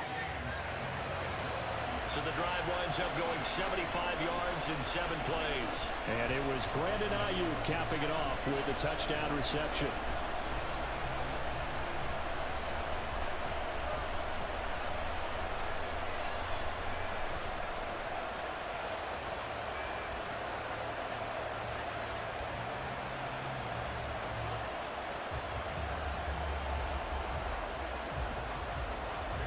Now this one setting up for a great finish. All tied in the fourth as the kick's away. And from back there, a wise move. He'll just sit on this one, and it'll come out to the 25. The Saints coming out now to take the field. They no longer have the lead after that last touchdown. All tied up in the fourth quarter, and a chance for this offense to mount a potential game-winning drive right here.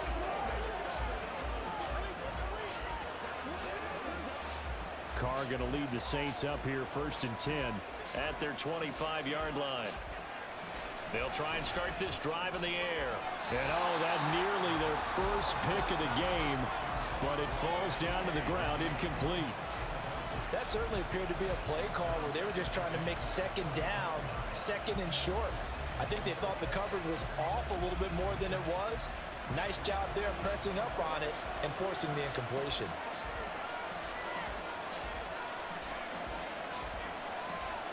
To throw, it's Carr. Gets this complete to Shaheed. He'll be dropped after a gain of about 6 across the 30 to the 31.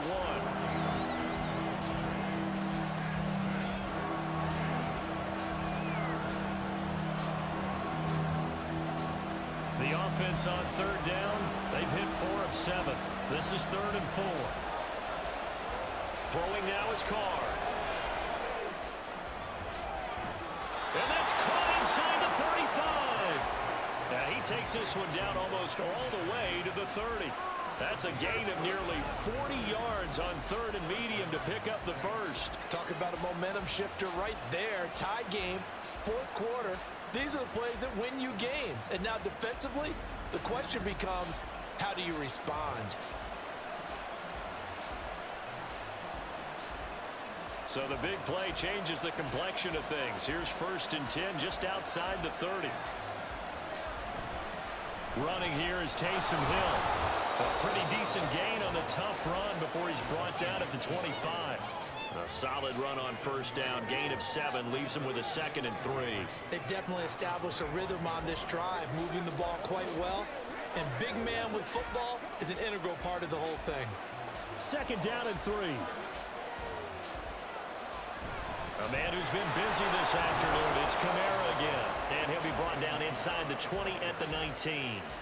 98 yards rushing now for Kamara, and it's a 1st down. Another carry for their leader and a good one. It's crunch time. They'll need him to continue to be productive in both the run and passing game in order for them to try and snatch a victory.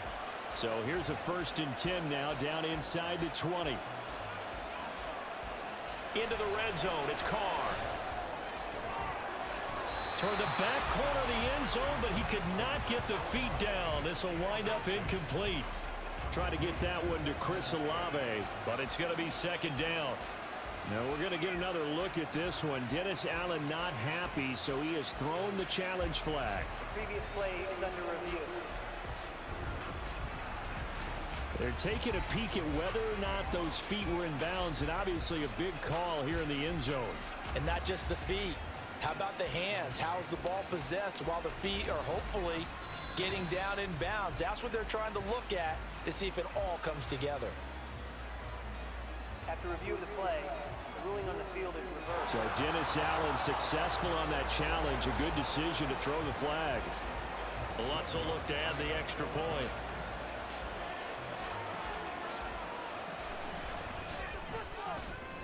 And it's good. That makes it a 28-21 game.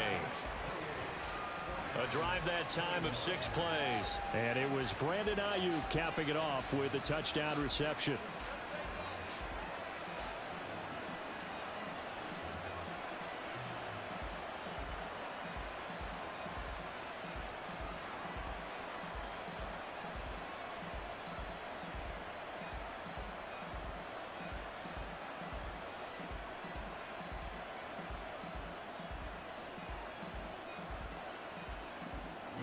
After the touchdown, Lutz to kick it off.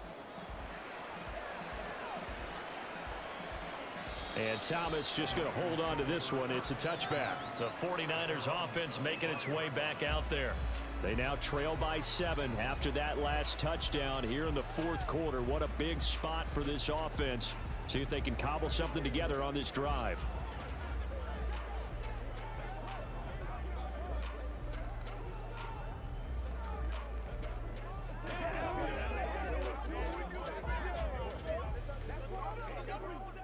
Purdy going to lead the 49ers to the line. 1st and 10 at their own 25-yard line. They'll come out throwing here to start the drive. And that's to the left sideline and incomplete. Well, he certainly thought he had an open look beyond the 1st down marker to his receiver, but they just couldn't connect, and that will send them back to the drawing board.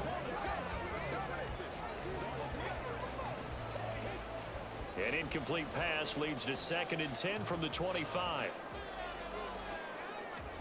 Now Purdy. Completes it to the tight end Kittle. He'll be dropped after a gain of about 6 across the 30 to the 31. That's tough to play zone defense when they can just curl up right there in front of you. Yeah, absolutely. Well, we talk about finding the soft spot. Defensively, how do you make sure they don't find the soft spot like they did there? Tough to do, because what they normally will do is run routes that'll pull you out of that spot that they want to get into. That's what we call not taking the cheese, right? Don't go for the mousetrap. But it's hard to do because when you see a guy cutting that in that direction, you tend to go towards him. Plenty of time. All 3 timeouts still remain. Here's 1st and 10 now. There's a ball thrown right side and complete. Not in a position where they absolutely have to rush right now, but they definitely have to pick up the tempo a bit.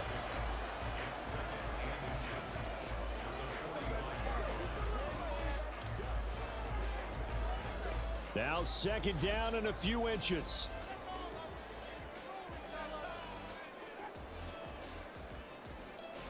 Throwing, Purdy. Connects with Kittle underneath. And Kittle going to have a 49ers first down as he'll get this across the 50 to the 49. They're making steady progress, but I see your face. You're worried about that clock. I'm worried about the clock, and at some point you have to have a splash play in there as well. Here's 1st and 10. Here's Purdy to throw. This will be caught at Samuel. And all the way inside the 15 before they drop it. Just a critical breakdown defensively turns this into a huge play. And now you've got to get up to the ball and get moving.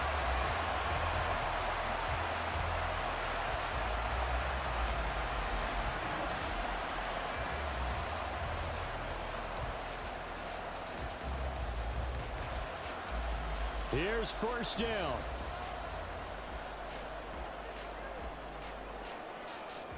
Purdy to throw. And it's caught.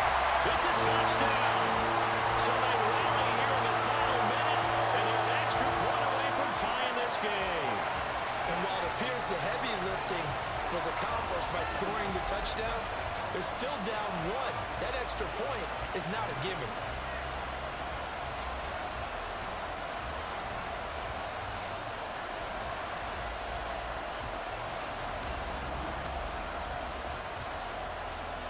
Extra point try now for Moody.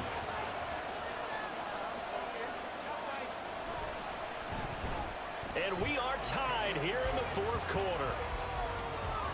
So the drive winds up going 75 yards in 7 plays. And the touchdown and PAT mean we are tied here in the final minute of play.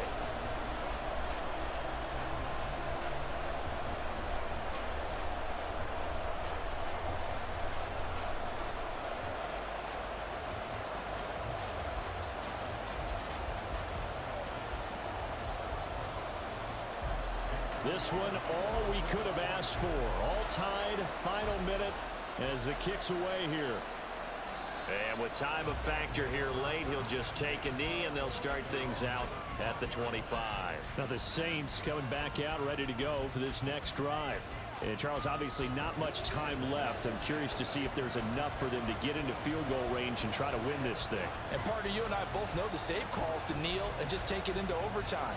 But it's also very tough to pass up a chance to win it right now as well. But remember, if you do attempt that, it's got to be a big play downfield and still leave yourself enough time to get your field goal unit out there and kick for the win. They begin on the ground with Kamara. And that won't help much. Only a yard on 1st down.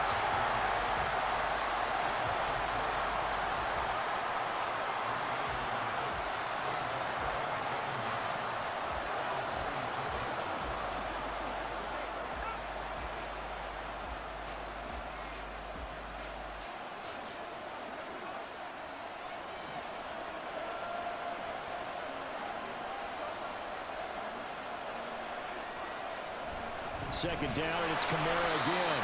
And not a whole lot doing there as he'll get it up to about the 28-yard line. So 4 quarters wasn't enough, and we are off to overtime. Don't change that dime.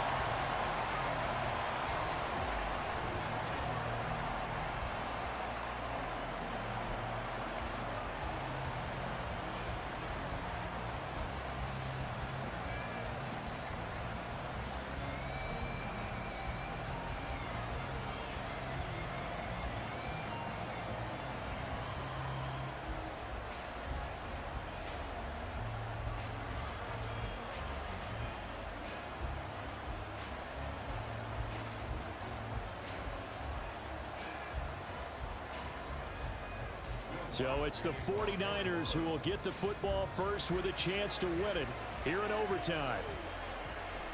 And no return here to begin the overtime session. That'll be a touchback. San Francisco set to go on offense once more. This drive here beginning probably with a pair of motivated groups. Remember, the offense scored a touchdown on their last time out, looking to repeat that in Charles's defense. They were very frustrated after giving up 6 the last time on the field. And frankly, it's just a battle of wills in a lot of ways because you know they're both motivated, they both game plan for this drive, and they both have specific outcomes in mind. To me, it just comes down to who can execute better and which side can step up and assert its will over the other. And that work is right upfield across the 45. A well-executed 22-yard gain. So they come out throwing in the extra session and get a nice hook up right away. Tells you a lot about what a coach feels about his team, doesn't it? That type of a play in overtime. So many people in this situation play not to lose instead of playing to win. That throw there tells you exactly what they're trying to get done. A big hitter to start the drive has him up near midfield here for 1st and 10. Purdy looking to throw. And returns it right back to Samuel. And he's got this down to the 35. He's been a one-man wrecking crew these last couple of plays. This time 18 more and a 1st down. Partner, this is a pretty good drive they're putting together. And I know if I'm on the other sideline, that offense, kind of helpless, isn't it? Because they may not touch the football at all, because if they go down and score a touchdown, this thing's over. Absolutely. That would write an ending to this script. We'll see what happens. On 1st down, this is McCaffrey. And he's able to get it down to the 25-yard line. 50 yards rushing for him now to this point. And I know you, with every carry, especially in overtime, you're just saying, if you're that ball carrier, hold on to the football. Hold on to it, protect it, but not necessarily settle it, because you're trying to get to the end zone. You're trying to end the game right here. And I know the defensive guys poking, clawing, raking, trying to knock the ball free and protect their end zone. Like you alluded to, especially this part of the field. And Kittle going to have a 49ers 1st down as he'll get this down inside the 20. It's a pickup of 6 and good enough to move the chains.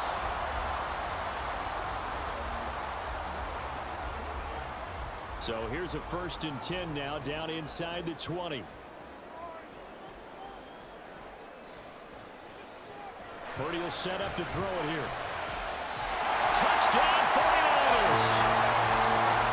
Great corner out there. Not only able to catch it, turn it upfield, and get into the end zone. It usually involves a little bit of an extra move, doesn't it? You've got to get them thinking that you're moving to the middle of the field and you're breaking away to that corner. Boy, that was well executed.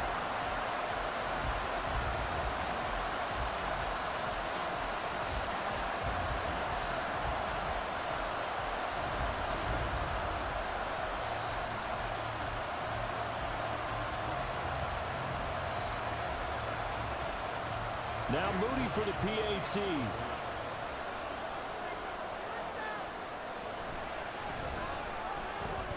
It's up and good, and they've jumped back ahead, 35-28.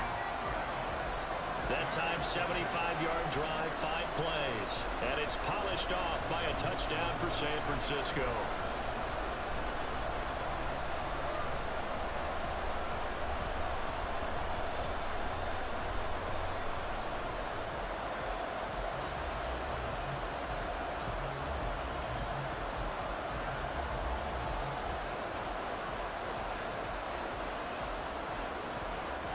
So following the touchdown, here's Moody back out to send it away. And this will be a touchback, so they'll bring it out to the 25. Out onto the field comes New Orleans.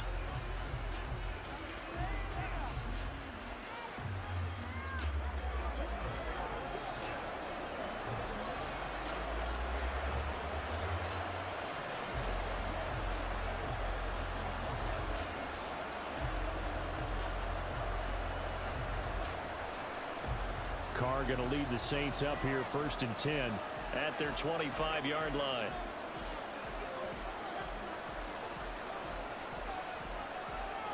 Now a first throw here in overtime.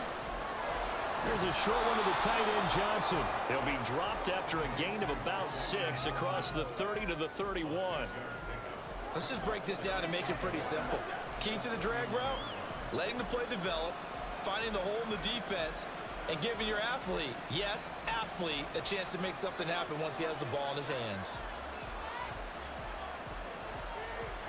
Carr gonna throw. He'll find Shaheed out to the right. And he has a big gain inside the 40 before being dropped. A gain of 32 that time. And how about that? In a game that's had just about everything, how's that for an answer? Remember, in the past, this game would be over already. But that's a huge play there to give him a fighting chance to go down and possibly tie this game.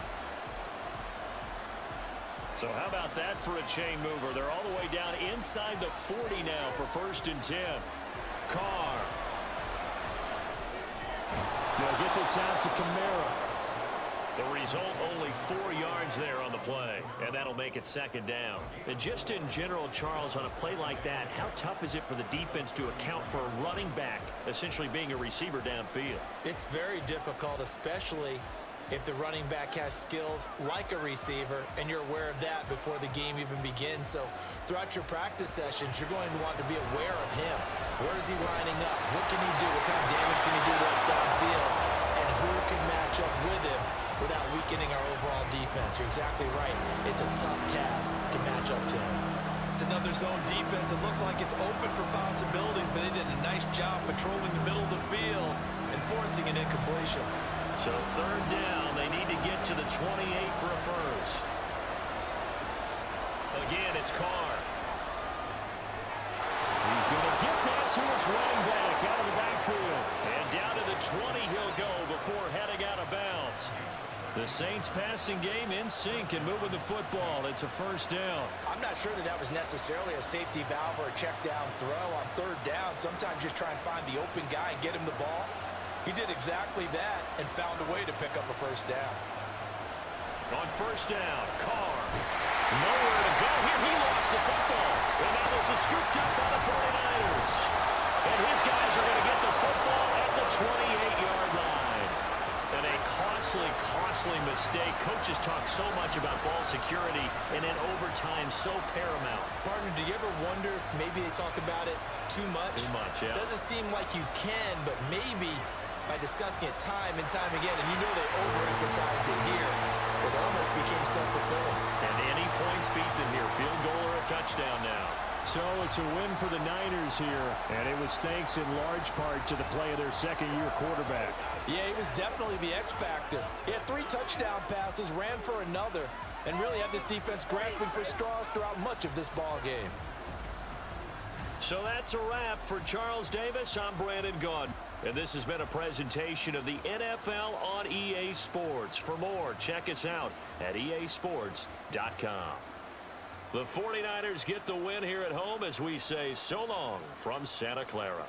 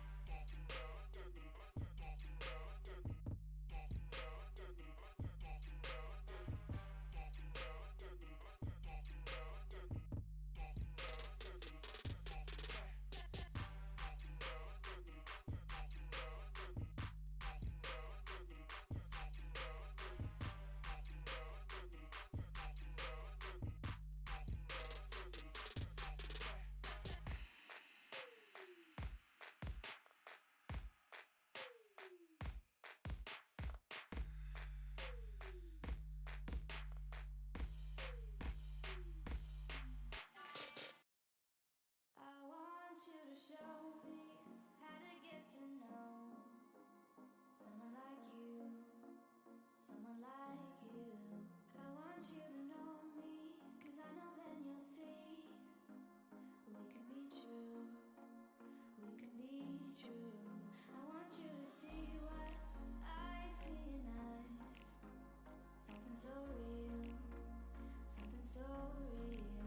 I want you to see that this is a love that we both feel, that we both feel. And how will we ever know if the love will ever grow without trying, without trying? And how will we ever see if we are meant to be? It's terrifying, it's terrifying.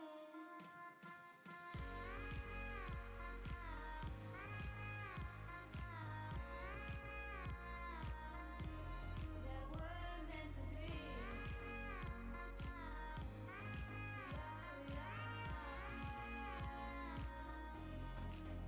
We're meant to be.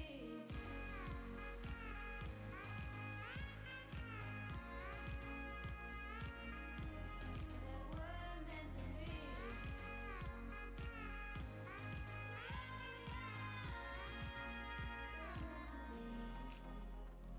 We've both been there before. When love shuts the door, it's a losing game. It's a losing game. But this time it's more than another love of war. This ain't the same. This ain't the same. They say love heals all. It makes it all alright. In time. In time. My heart still feels the breaking, but you make my world so bright. It feels so right. It feels so right. And how will we ever feel that what we got is real? There's no denying. There's no denying. And how will we ever see if we are meant to be? It's terrifying.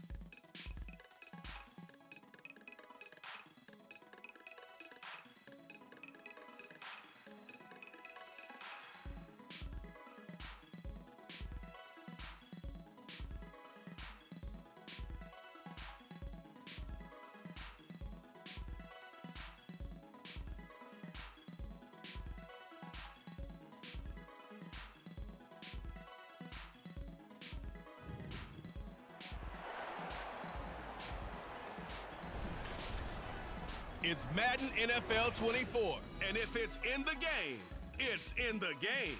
It's the Cowboys and the Silver and Black. Coming up next.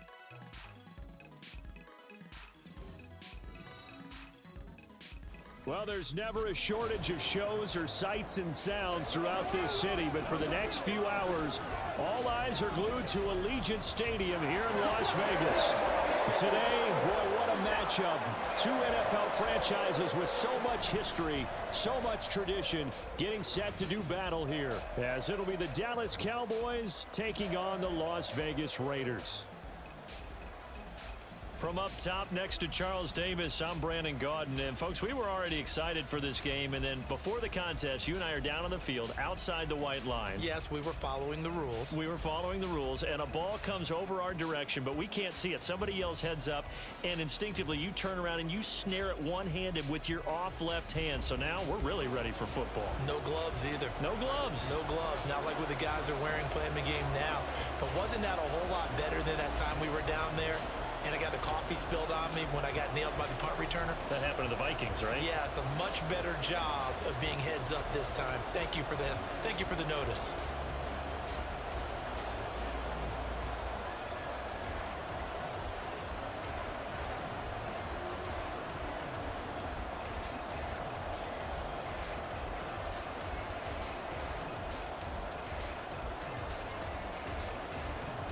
A clash of two of the more fervent fan bases around. The Cowboys and the Raiders are underway.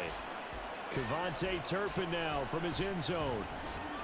And tackled at the 21-yard line, so a net negative there of 4 yards. First look at the Cowboys offense as Dak Prescott gets ready to guide them. And how about the toughness of Dak Prescott? We see it all the time on the field. And remember when he had that serious ankle injury, would he return to form?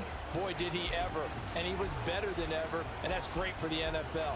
Terrific resilience, playing at a high level, capable of winning a championship with his arm and his legs.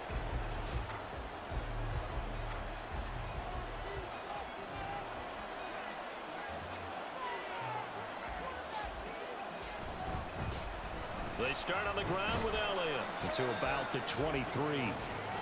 Oh, that's a real nice job there by the defensive front. They just engaged and held their ground. But how about the guy who made the play? We often talk about whether they take a good first step or not.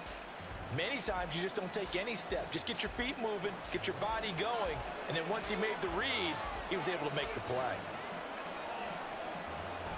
Elliott going to get it again on second down. And he stopped immediately there. 2 runs in a row, but only 2 yards to show for it. Absolutely love the effort there. The ability to flow from his inside spot and stop that one at the line of scrimmage. Nice linebacker play. An early tough test on the opening drive. This is 3rd and 8. Prescott to throw it. Flush to his right. And he will slide to a stop. He does have the first down. The drive stays intact with a pickup of 13. Certainly not a positive sign if you're the D coordinator and you see your guys give up that space so early in the game.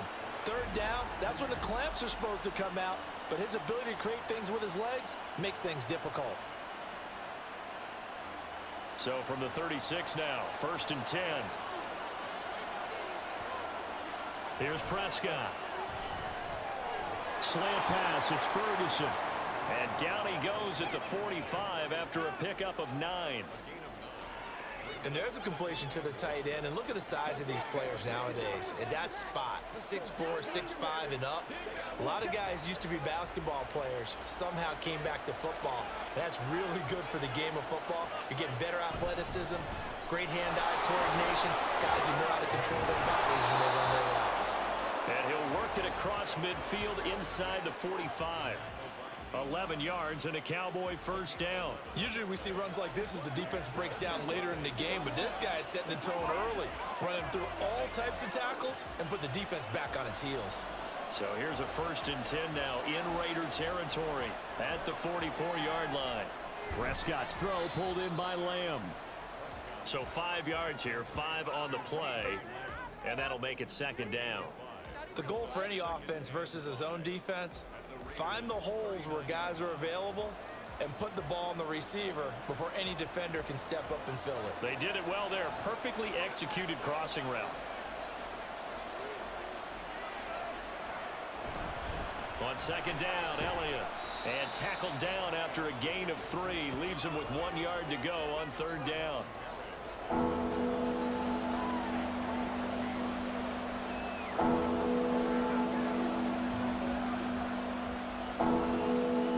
This will be play number 8 here on the drive. It's 3rd and a yard.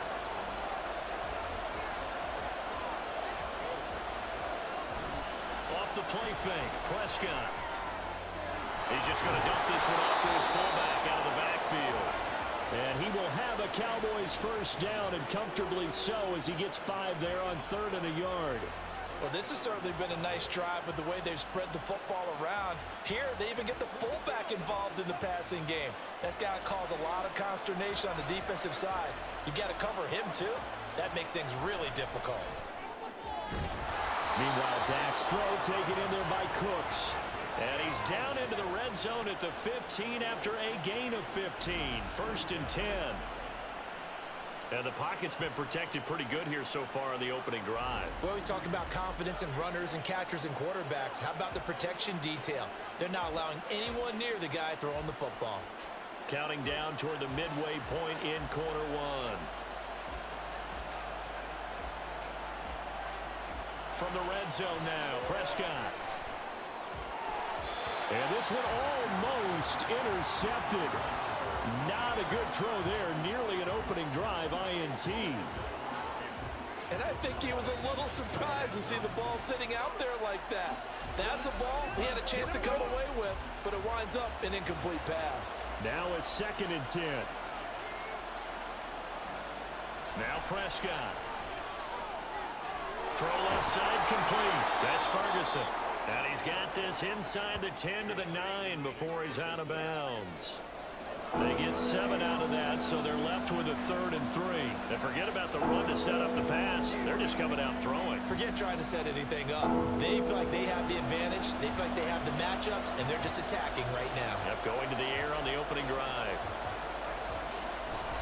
On play action, Prescott. To the end zone, but it's incomplete.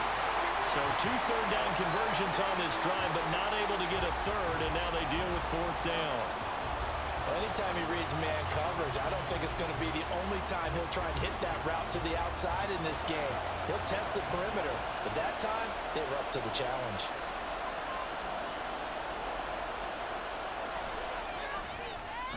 And his kick is good. And the Cowboys are going to jump out to a 3-0 lead. And all in all, a pretty decent opening drive, Charles. Pretty balanced. They had the passing game going and the rushing attack, too. I would think they have to be happy with that start because you get your ground game going, which means your offensive line and your runners are pretty happy, and then you get your aerial attack going as well, so your quarterback and receivers have smiles on their faces. Now both up to speed, awaiting their next possessions for this game. They can't wait to get started again.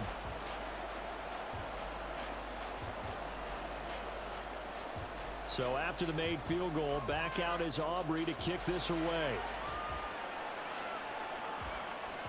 And Carter deciding not to bring this one out. So here comes the Raiders offense now onto the field. And they will be led out by the youngster, the rookie, their QB. For every rookie prospect, there are always nerves involved in this moment. Running your team out to start a game. But there's a reason they brought him in. We're willing to make him their starter today. They believe he can overcome those nerves and lead his team to a victory.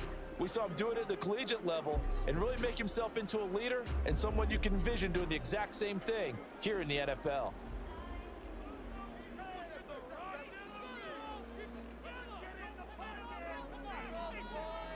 Throwing on first down, O'Connell. Short throw, and that's hauled in by Mayer. And the result here, a pickup of 8. Leaves him with 2 to go on second down. He's a rookie, and you don't want to get hung up on the word potential. But when you see him make catches like that, you keep thinking to yourself, he's good now. He's got a chance to be great with plenty of work. Fakes the handoff. Now O'Connell to throw. He'll let this go for Adams. And that's caught inside the 30.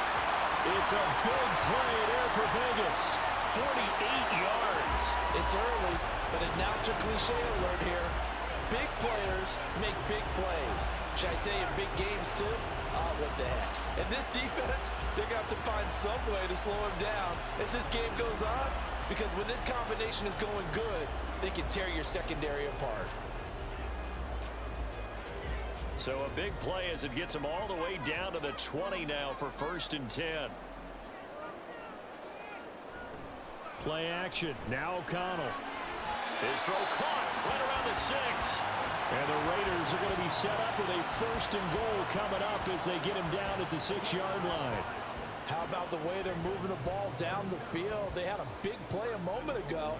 Followed it up with another nice one here. And before you know it, they're already looking at 1st and goal. Here's White.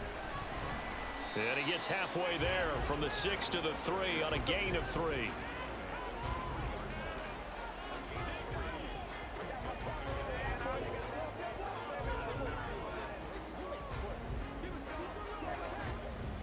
So the ball position now at the 3. Here's 2nd and goal. Again, this is White. But he will lose yardage here. Back to the 4-yard line. Officially, it will go as a 1-yard loss, and that's going to lead to a 3rd down. Not only was that a terrific play, but that loss of yardage they created this close to their own goal line, that gives them a little breathing room now as they move them back. And they're breathing fire a little bit right now, aren't they? A lot of confidence being shown by them at this point of the game. O'Connell throwing, 3rd and goal. And that's going to be caught for a Raider touchdown. Devontae Adams from 4 yards out. And the Raiders are able to answer the early 3 points and take a 1st quarter lead. And the QB rating right now sky high. 4 for 4 on that opening drive, and it ends with a touchdown pass. Yeah, I don't know quite how to figure it out. I think I need my friends from MIT to come in and help me. I think 158.3 is the number one. Yep, that's the right. That's mark. the highest you can get. That's where he is. He'd like to continue on that pace. Extra point by Carlson, up and good. And that makes it a 7-3 lead.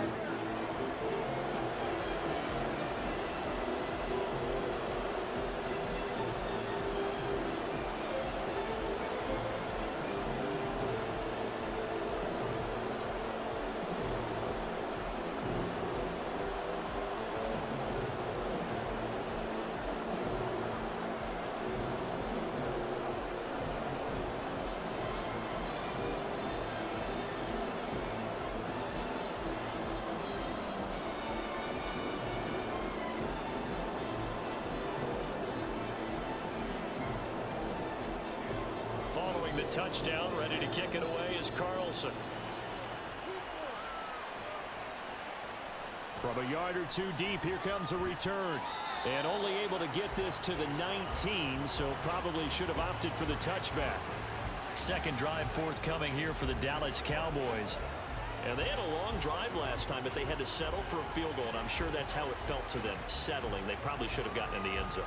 Yeah, not out and out joy, right? Because that's what you get when you put the ball in the end zone. But there are benefits to that type of a long drive. Your defense gets a chance to take a break, adjust a little bit, maybe get themselves ready to get back out on the field and play a little bit better. So they'll take the benefit even though they wanted the 6 points. Yeah, maybe wore down the other defense. We'll see. He'll be dropped at the 25 after a gain of 6. We've seen quite a bit of the short passing game here early on 1st quarter, haven't we? We have, and I think it works a couple of ways for this team because, number one, you throw the short game until they stop it. And if they're not going to stop it, you keep throwing it, and occasionally you'll break a tackle and turn into a bigger gain. Also, if they start to creep up, start to pressure receivers, now you go over the top, take it deep, and now you get some of those big shots downfield. And this is going to be a Cowboys 1st down as he's able to take this up to the 30-yard line. A quick burst there, and he nicely bit off a pretty decent gain. So 1st and 10 now from the 30. They keep on the ground with Allen. And tough going there as he'll only get it up to about the 31. Just a yard on the 1st down carry, so it's 2nd and 9. No doubt about it. A really nice job there by the defense, not allowing him to get to the perimeter But that means your defensive ends, your outside linebackers, the guys that you pay big money to sack the quarterback, they also have to have interest in the running game as well. And they did a nice job there of holding the point of attack and not giving ground. And he'll be taken down as that will take us to the end of the first quarter of play. After one, 7-3 the score on EA Sports. Start of the second quarter, and it's the Cowboys in possession as they've got it with a 1st and 10.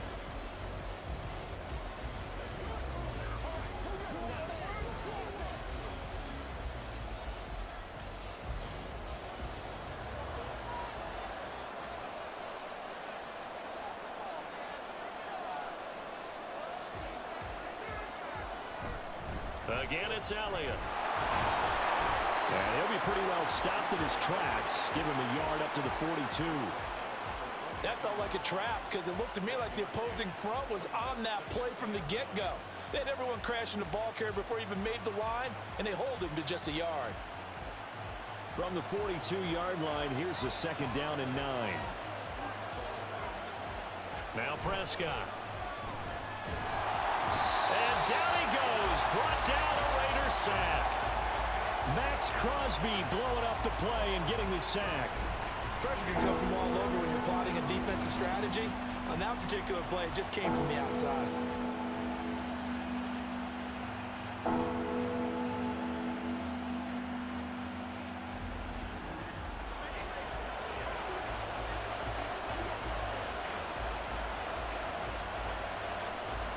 They'll need a big play here. Will Dak and the Cowboys after the sack. It's 3rd and long. From the shotgun, it's Prescott. Under pressure again, and down he goes again.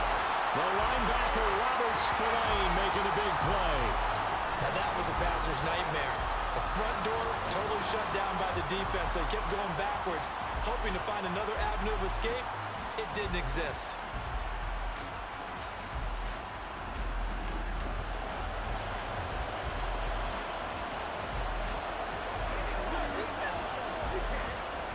On 4th down, here's Brian Anger now to kick this one away. DeAndre Carter back deep.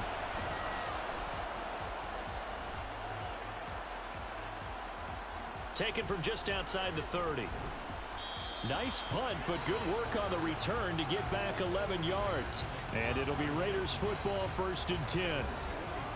Second drive of the game coming up for this Las Vegas offense.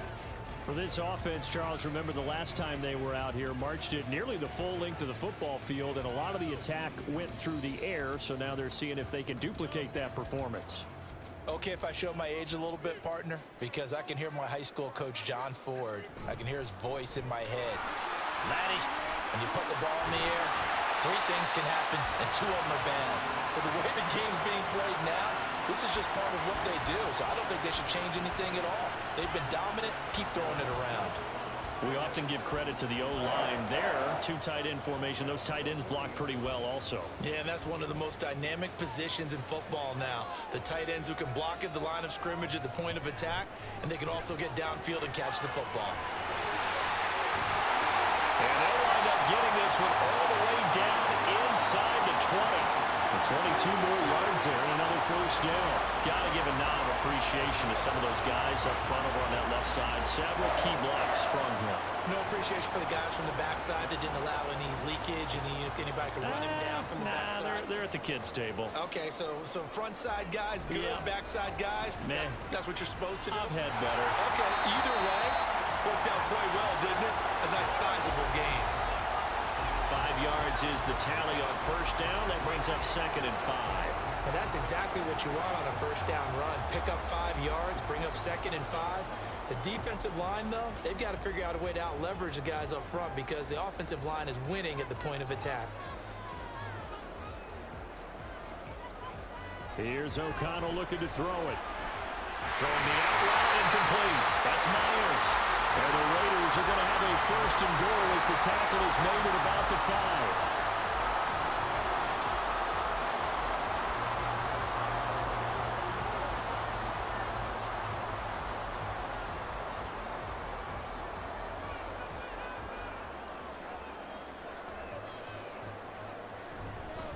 first down. Here's White.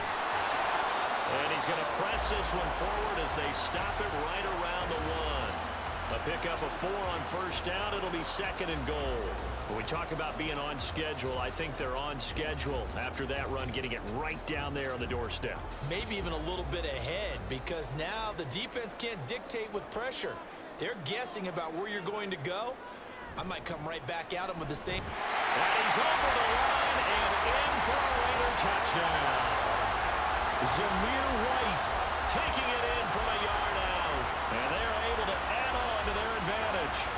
Well, he'd been the workhorse on this drive, and it would have been unfair to bring someone else in to finish the job. So they go back to him again, and he delivers with a touchdown run. Carlson on for the PAT.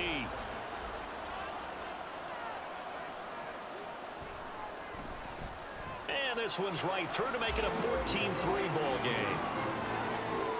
That time a 6-play drive. And it was finished off with a touchdown run by Zamir White.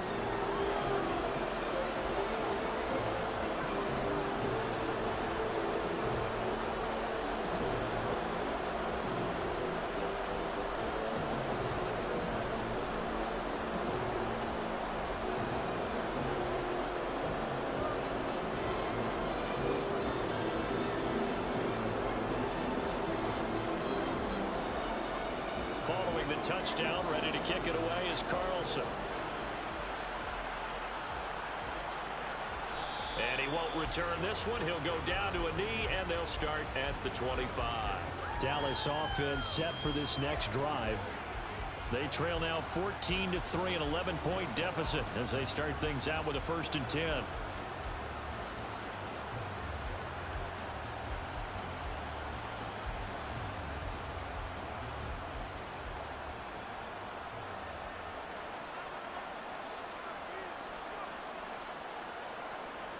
Throwing, Prescott. Out of his hands quickly to CeeDee Lamb. And from the 25, they work this to the 29, a gain of 4. In today's football, where receivers break tackles, make people miss, get upfield for the extra yardage, when you see a play like that where it's caught and he's dropped on the spot, that's a big-time play by the defense. Prescott now on 2nd down. And Cooks hands it over the middle. And they'll get it up just short of the 45 at the 44. Second catch for him today, and it'll wind up a 1st down. And that's a more than acceptable read right there because it's zone coverage, so timing is everything. This time he waits for his man to come open, puts it right on him, and they pick up a 1st down.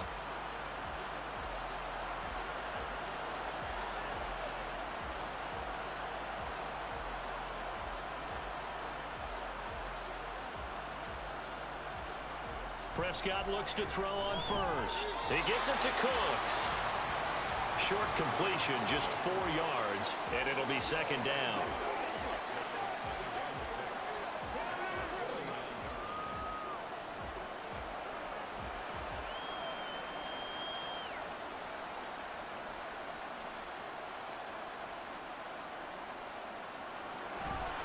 On the counter, Elliott.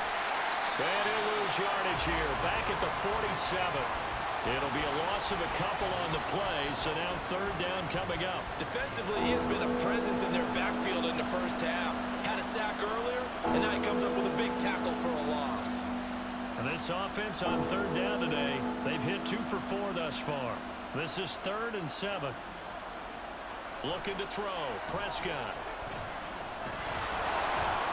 Prescott able to get down there at the end on the slide, and he has the 1st as well. A nice pickup there of 11 yards, and it'll move the sticks. Now that's a quarterback who's in charge out there right now.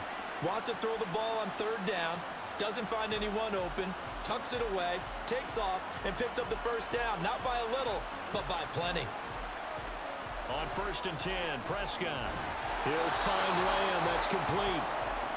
So give him 2 yards there on the completion, and that will bring up 2nd down. Well, that's what you're looking for when you want to throw the ball downfield. You want one of those guys who can play out on the perimeter, can play out wide, who can not only get open, but when they're covered, can uncover themselves downfield and create catches. Prescott now. They'll set up the screen to Elliott. He's got room at the 30, and he'll cross over out of bounds right at the 25. 15 yards there for number 15. And this pass rush has really been bringing the heat and has already gotten home a few times here in the first half. So how about the play call there? Sometimes if you can't protect, you've got to fool them. Screen passes like that can take a little steam out of what's been a relentless rush so far. This offense finding its legs now. Here's another 1st and 10. Here's Prescott. Over the middle, complete. It's Ferguson. That's good. The completion there for 7 yards, and it's 2nd down. One thing you're hoping for when you run drag routes, you're able to hit a receiver in stride, and he can pick up a lot of yardage after the catch. But in this situation, the defense was effective, able to stop him before he could get a good head of steam going. We've got a 14-3 ball game with 2 minutes left in the opening half. Here's 2nd and 3.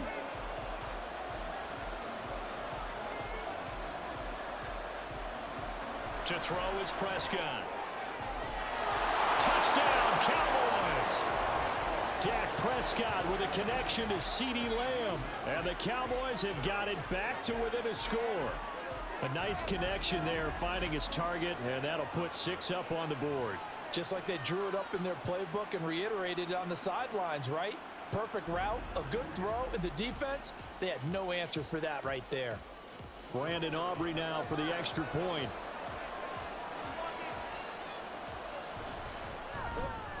And he's got it. That cuts the lead. It's now 14-10. A good drive that time as they go 9 plays in all. And it's finished off by the touchdown from CeeDee Lamb.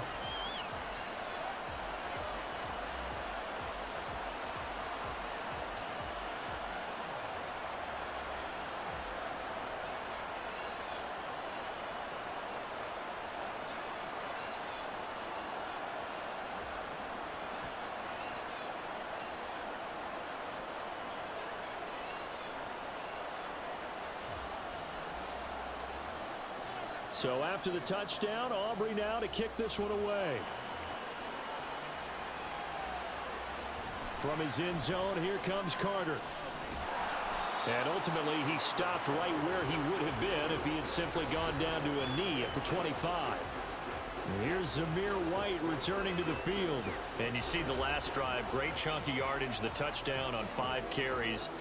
And offensively, everything just looked in sync, didn't it? It did, and the reason that it was in sync is because it's a combination of play calling, game plan, offensive line marrying up with all their blocks.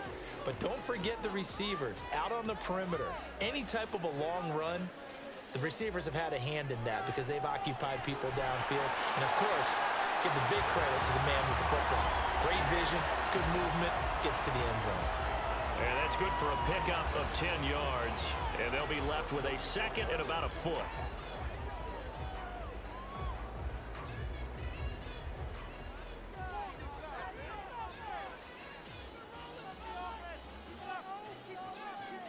Here's O'Connell. It gets it right back to Mayer. 6 yards the pickup, and that's a 1st down. Many different ways to create space, but on that play, he did it with that big, wide body of his. Didn't get a whole lot of yardage on the play, but it did what it was supposed to. Pick up a 1st down.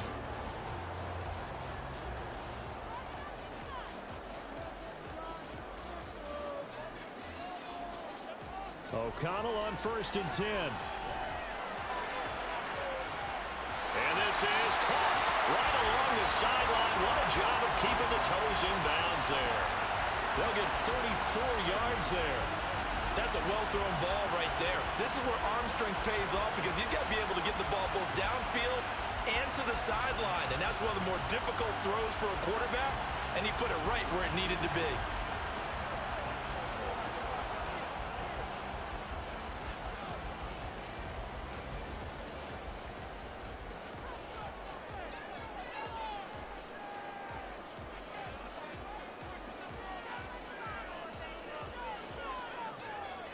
O'Connell looking to throw on 1st. And that is incomplete. Well, the coverage a little too good there, and it's 2nd down.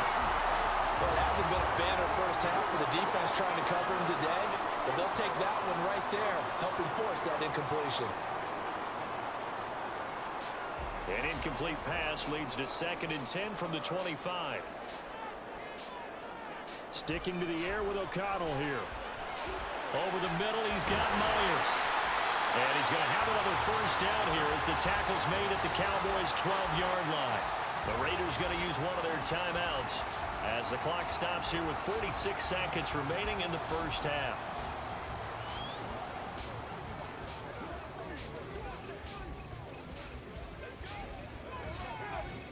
From down at the 12, it's 1st and 10. To throw here, O'Connell. And this is caught. Touchdown, Raiders. Devontae Adams with his 2nd touchdown here in this first half. And the Raiders will extend their lead in the final minute of the half. So, Charles, that's 3 touchdowns on 3 drives, and it's just been an offensive barrage so far. Great word, partner, using barrage right there. I'm going to add another word if you don't mind. How about perfection? No surprise that they're leading right now. Absolute dominance throughout this ball game and no signs of slowing down. Extra point by Carlson, up and good. And that makes it a 21-10 game.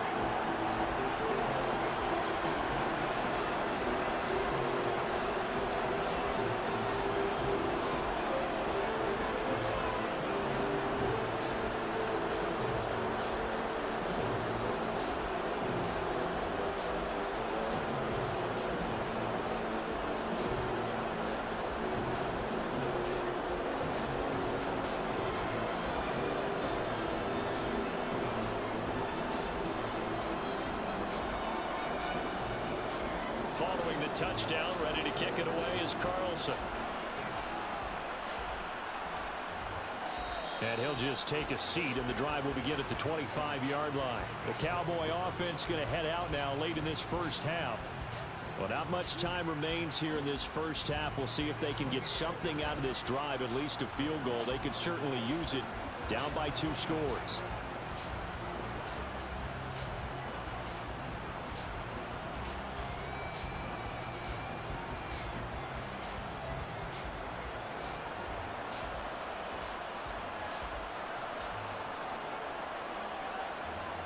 A first down throw for Prescott. Throw complete right side to Cooks. Now the Cowboys going to burn the first of their timeouts as they stop it here with just under 40 ticks to go in this first half.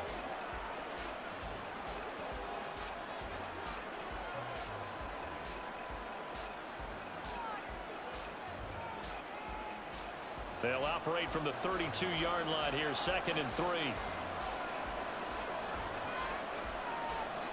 Prescott. Got his man complete over the middle. That's Ferguson. The Cowboys going to use their 2nd timeout now as the clock will stop with 33 seconds to go in the first half. I know the halftime's approaching, but I don't think he's going to want to take a break. That's his 5th catch. Yeah, they've really been targeting the tight end. First and 10 here. You know, if they could just get 3 out of this, something about whittling it to a 1-score game at half that might provide a psychological boost. Meanwhile, Prescott's throw pulled in by Lamb. The Cowboys signal for their 3rd and final timeout. And with halftime on the horizon, they'll be out of timeouts from here forward. An ex-teammate used to tell me all the time, I hate experienced quarterbacks because no matter what, you really can't hide what you're doing. And I think that right there, he knew right away where the blitz was coming from, where his primary guy was going to be, and he ended up going to a secondary target for a nice game. I was just going to ask you, that wasn't the primary target. He's so good at that, isn't he? I think he knew right away that he wasn't going to get to his primary guy. I think he read that as soon as he got to the line of scrimmage, knew where the pressure was going to come from, and said, I know how to beat that, and that's what he did.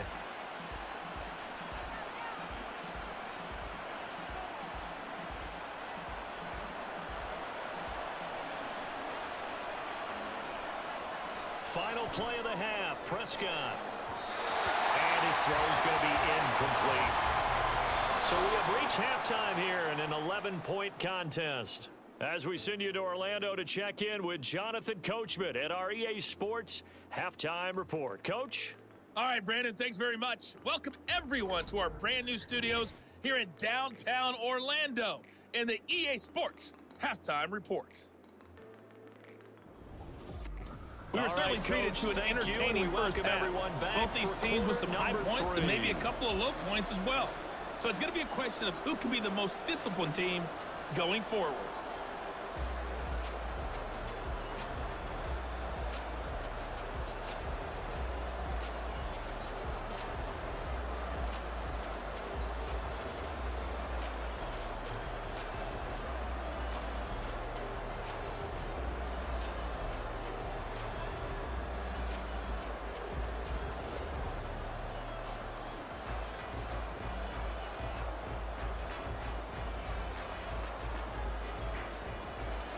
The Raiders with the lead already, and they will get the football here as the second half is now underway. No return here for Carter, and this will be a touchback. Out comes the Raiders offense. They'll go on offense first to start quarter number 3.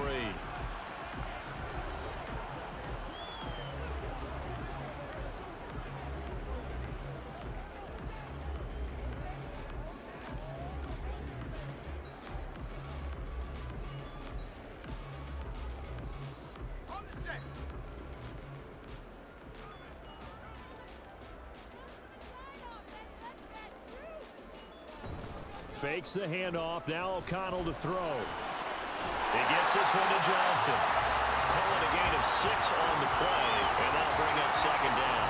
Well, they certainly spread the ball around so far, but they're definitely getting everyone involved now when you're throwing it to the fullback. Just shows how versatile this offense is and how everyone is a threat. They'll come up now 2nd and 4 from the 31.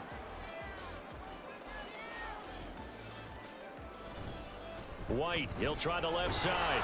And he'll scratch out only about a yard up to the 32. Sometimes you're aligned perfectly and the play comes to you, and sometimes you got to cover some ground to go make the play, as we just saw there. We saw a great example of perseverance right there on that play. Got to be careful. They might want to throw one over his head as this game progresses.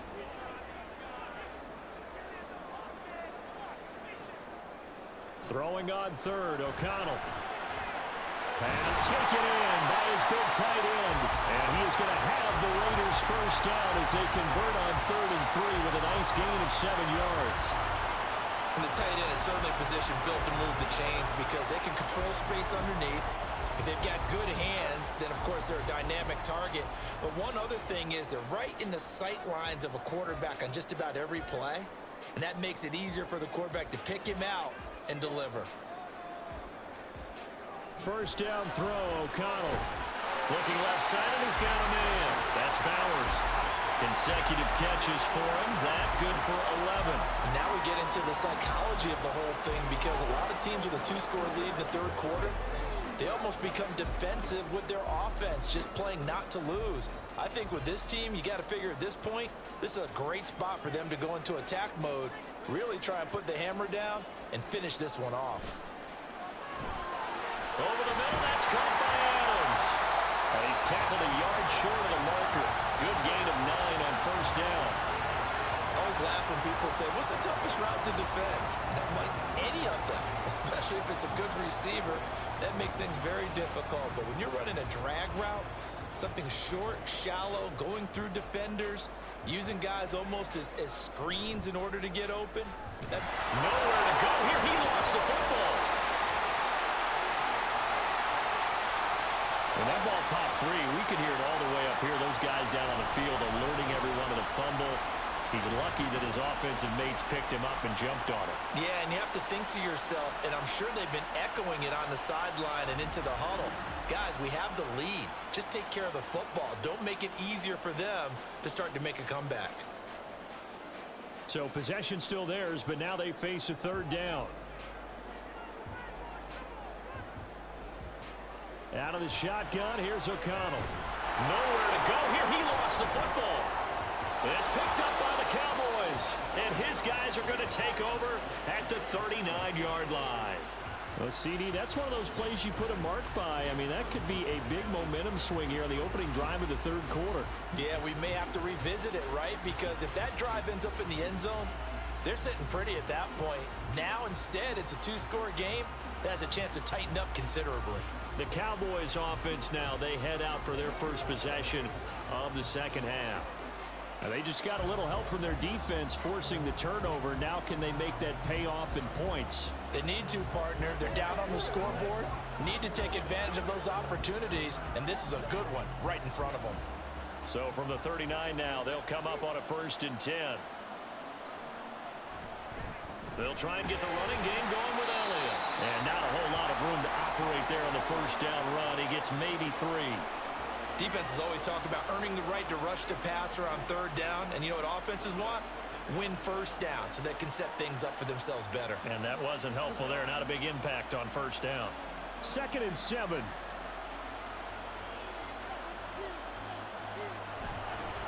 They go to Elliott again. And he's going to be close to a first down as he gets this to the Raiders' 30. It's a 5-yard gain, but they'll still be a yard short here with third down now looming. Getting had a ton of success here so far, but you get the feeling that he might be on the verge of popping one. Yeah, even on that one, there was a little bit of a hole, but it closed there quickly at the end. This offense in desperate need of a conversion as they come up on third down. Now Prescott able to find the open man. That's complete. And he will have a Cowboys first down, and comfortably so, as he gets 5 there on 3rd and a yard. Got to say, I was a little surprised to see him, Charles, come out in the shotgun on 3rd and less than a yard. Yeah, but the way the NFL is nowadays, we hardly ever see anyone really run for it on short yardage. So they're going to throw the football more times than not. That was a nice, easy rhythm throw right there, and they pick up the first down. And we'll go right back to Lamb. Touchdown! Dak Prescott with a connection to CeeDee Lamb. And the Cowboys are back within a score. So a strong drive here to lead off this third quarter and gets them right back in this football game.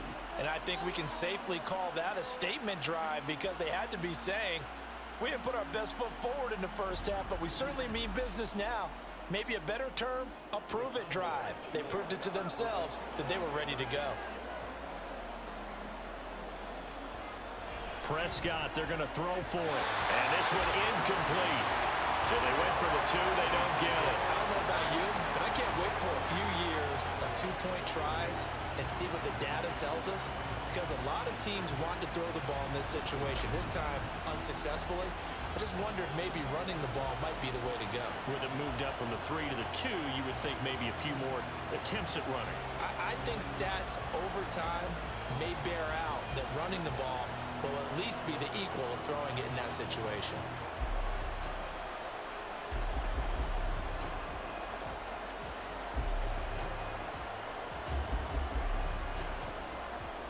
So after the touchdown, Aubrey now to kick this one away. And Carter deciding not to bring this one out. The Vegas offense ready for their next possession. Last time out, they had the fumble. That led to the touchdown. Not a great look on either side of the ball as the defense gave up the points too, Charles. But they've got to take care of the football and do better here on this possession. It's certainly been a tough stretch, partner, for both of those units, and they kind of put their defensive mates in a really tough spot there by dropping the ball on the ground. But an easy way to make it up to them, get out there now and get some points on this drive. They start the drive with White. And not much to speak of. Call it a 1-yard gain up to the 26. Oh, there's plenty of traffic waiting for him up the middle. But give him credit, he tried barreling through anyway. They're fortunate to get a yard out of that one. The last play got just a yard. Here's 2nd and 9 from the 26. And they go play action here with O'Connell. He's got White here. The result, only 4 yards there on the play. And it brings up 3rd and 5 now. Caught that look from you there, partner. I think we're on the same page on that one. Just his first catch. I think we both thought he'd be a little more active in the passing game. Let's see if that's the start of them trying to get the ball to him a little bit more here in the second half. O'Connell from the gun on 3rd down. Oh, he had him. He was open, but he couldn't get it to him. It's incomplete. And that's a really good job there defensively. They went into this possession knowing that they needed to get a stop. They're in a tight ball game, and they got it done. Great work to force the 3 and out. Got the football right back for their offense. They've got to go to the sidelines feeling pretty good about themselves and encouraging their offensive mates to get some points. Runs through the contact. That'll be a 49-yard punt, 6 yards there on the return. And the Cowboys will take over the football with a 1st and 10. Out comes CeeDee Lamb and the rest of the Dallas offense. 2 touchdowns to his credit so far. Charles, I'm curious, do these wide receivers, what do they go in with each week? Is it different week to week for the goals that they personally set for themselves, do you think? I doubt that it's different from week to week. Maybe because of game plan. They know that one guy might be featured more than the other.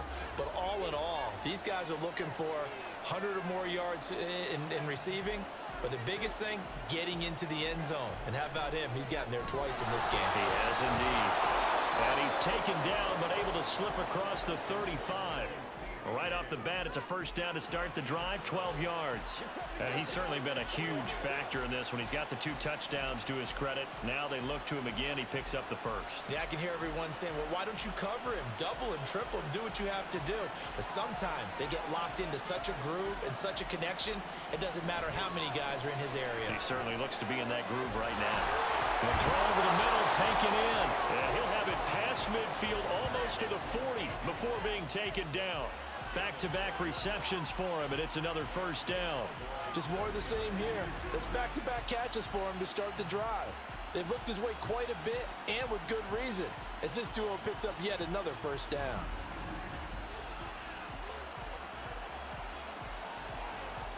So here's a 1st and 10 now in Raider territory at the 42-yard line.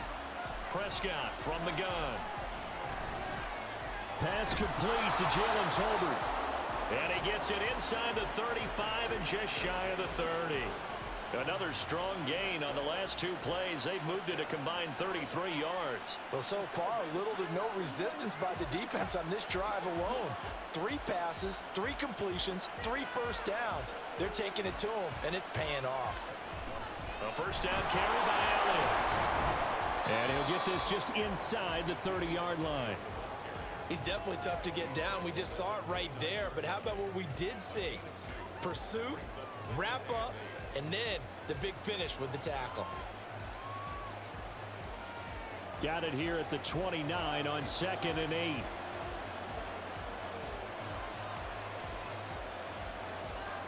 Here's Prescott. He finds his man complete. It's Ferguson. They follow up the gain of 2 with a gain of 1 that time. That was an okay hook up there with his tight end, but unfortunately, they didn't get the kind of yards they had hoped for. That's going to bring up 3rd down. They got to get it to the 21 here on 3rd down.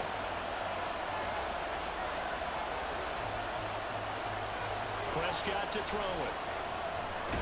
Nowhere to go here. He lost the football. Offensively lucky they're able to keep the football, but now 4th down, so they'll have to boot it away. I do think, though, they're going to look at this as a positive. 1, they recovered the fumble, so they retained possession. But 2, being able to punt it changes field position for them. Imagine if that turnover takes place there. Now your defense has to go onto the field and try and hold. Instead, they get a little breathing room. Here's Brian Anger now as he'll kick it away for the 2nd time. And they'll play keep away from the returner as this one will be marked out of bounds at the 13-yard line. Pretty good spot. We have played 3 quarters. We'll return with more after this. You're watching the NFL on EA Sports. Back now in Las Vegas. Welcome back, everybody. It's the Raiders with the lead and the football here as we get ready to start quarter number 4.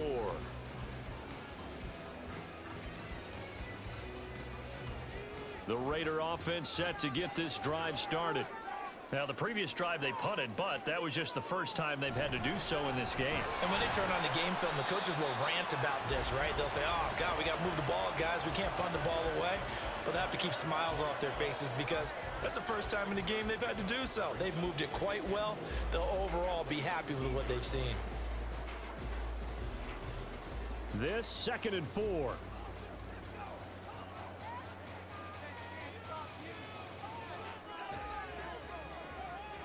From the shotgun, O'Connell. He'll get that out to the flat to White. This will be a short gain of 3 before he's brought down at the 22. That might feel like a little bit of a lost opportunity there for the offense because the defense brought pressure that time. And sometimes against that, you can get out to your running back, and it can turn into a big gain downfield. But what a nice job they did getting to him quickly and holding him to a short gain. They'll try to pick this up on the ground with White. And he's able to pick up the first before he's taken down at the 27. Give him the 3rd down conversion, 5 yards on the play. Well, it is our business to analyze what we saw out there, and on that play, I saw a defense staying in base, not taking a chance, not blitzing in a situation where they absolutely need the football back. That's either a case of overthinking it or not thinking it through. If you do blitz, do you have to be careful about where you're coming from, or are you just coming from all angles? You have to be careful about where you're coming from, obviously, but at this stage, you have to take a few chances as well. Sometimes you just sit back and marvel at what he can do defensively. Speed, strength, quickness, he's the whole package, and that package just wrapped up the runner for a loss. On 2nd down, they'll run with White. And not much doing there, maybe a yard up to the 23. Watching that play unfold and watching him complete it brought back memories of doing all those pursuit drills to make sure you don't over-pursue and let a guy get a cutback lane on you. He did that very well. You praised him on tape yesterday for the angles that he takes to the ball. Took a great angle right there. Now on 3rd and long, they'll look to throw. Here's White. They set up the screen. Oh, some strong running. And they're able to get this one across the 35. Able to convert on 3rd and 14. A terrific play call. And that certainly appears to be a critical conversion right there because not only do they keep the drive going, they take valuable time off the clock as well. They have to feel really good about that last completion.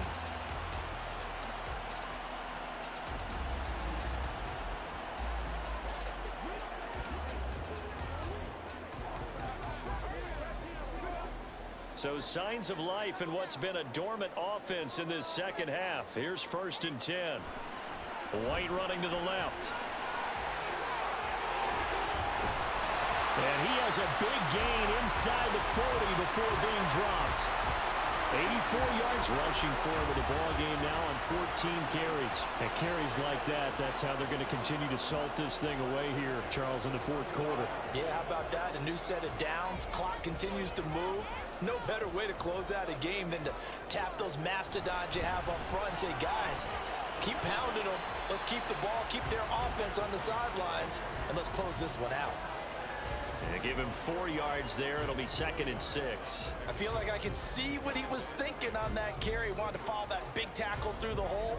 Ended up only getting 4 yards on the carry. I think he had designs on that one being bigger.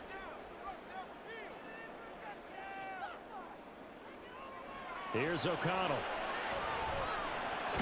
Throw out left, caught by Mayer. Let's not quibble about the gain there on 2nd down. That was a positive play because that was a take-what-you-can-get situation. Got out to the tight end. Now it gives them much better opportunity to convert on 3rd down. They'll look to make it 3 for 3 on 3rd down conversions. They need a yard here. They'll go up the middle with White. And he's able to pick up the first before he's taken down at the 27. How about this offensive line? They're really starting to establish themselves, take over this game. And before the series began, I know exactly what we said in the defensive huddle. Guys, we got to get no less than a 3 and out. Let's get off the field. Instead, they can't find any traction towards doing that. Right now, they're just getting muscled all over the field and getting pushed down it. A short throw, and that's hauled in by Mayer. And he'll go down right on the edge of the red zone following a pickup of about 7 or 8.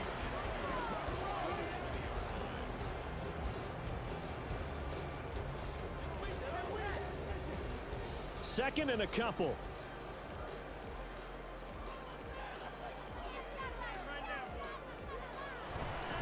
Now a give up the middle. This is White, and he'll take it down here just shy of the 15 at the 16-yard line. 4 yards the pickup, 1st down. Well, they didn't accomplish their goal. They didn't get a stop there, gave up another first down. They have all 3 timeouts in their pocket. I think defensively you've got to start thinking about using them here. I was just going to ask you at what point you think now's the go time? I think now's the go time. I don't think you sit back and wait because they can take a lot of time off the clock between plays and run 3 to 4 and really put you in a stressful spot. Just a yard on the pickup there, and it'll bring up a 2nd and 9.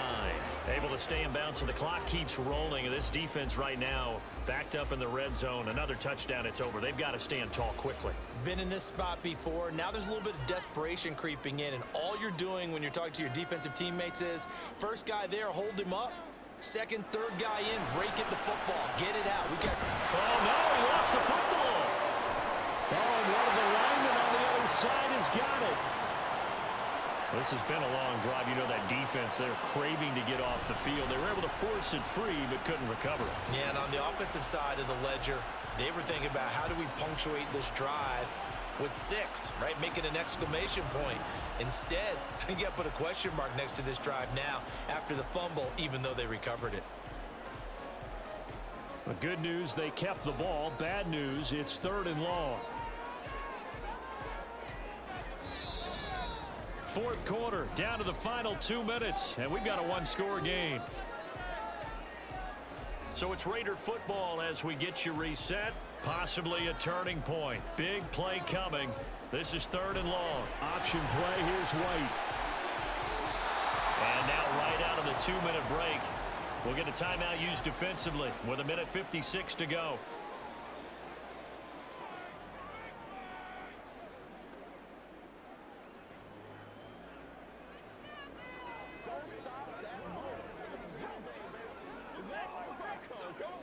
So the field goal unit is on the field as this is a big spot right here.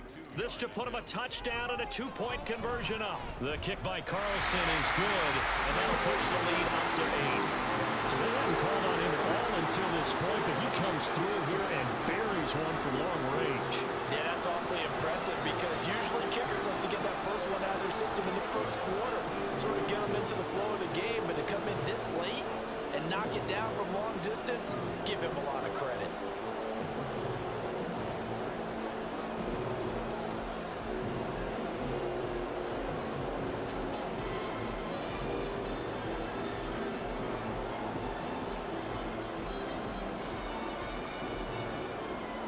After the made field goal, Carlson now sets up to kick this away. And he'll elect not to return this one, so they'll bring it out to the 25 on the touchback. So Dak and the Cowboys down by 8, 1:53 remaining. How will this thing pan out? We'll watch as they come up on first down.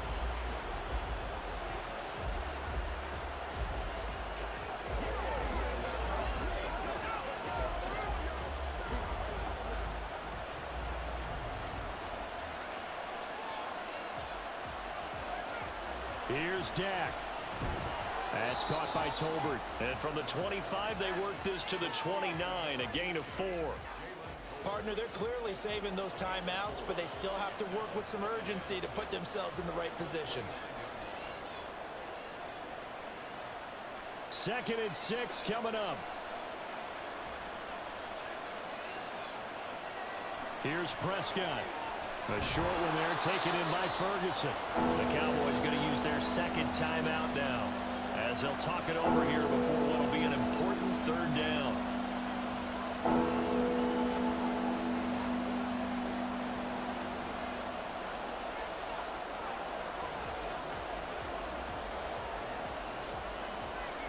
They'll come to the line needing only 2 yards to gain the first here. Prescott. Work in the middle of the field, and he's got a man complete. And he will have a Cowboys first down as they're able to get the 3rd down conversion. Nice, well coached, a team that understands what's going on. They still have time to work the middle of the field as they just did there. Just the 1 timeout remaining as they try to navigate this 2-minute drill. 1st and 10. Prescott's throw pulled in by Tolbert. And he's got this to the 30 before being taken down. He's been quiet all afternoon. He may have just come up with a play of the day right there, though. Obviously, it's not the volume in what you get done. It's the quality, and that was a quality catch right there. This is 1st and 10. Now Dak. Right back to Tolbert. And inside the 20 before he's brought down. He has been terrific today, hasn't he? Yeah, absolutely. Running flawless 2-minute drill right here. This has been quarterbacking 101 with a flourish. Remember, the one timeout still available as they come up 1st and 10. The Cowboys signal for their 3rd and final timeout as they'll stop it with 11 seconds remaining in the ball game.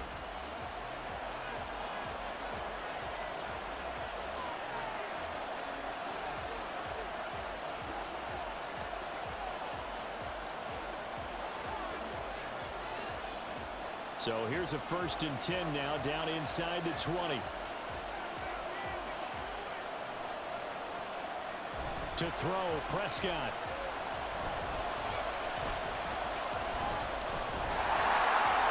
And that will be incomplete. 4 ticks left here on the clock.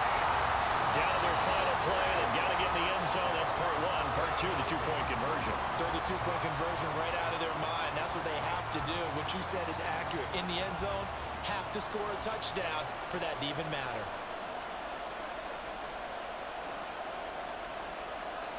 One last shot now for Prescott. And that is going to be incomplete. Boy, they got the tip they were looking for, but couldn't secure it. And this one's over.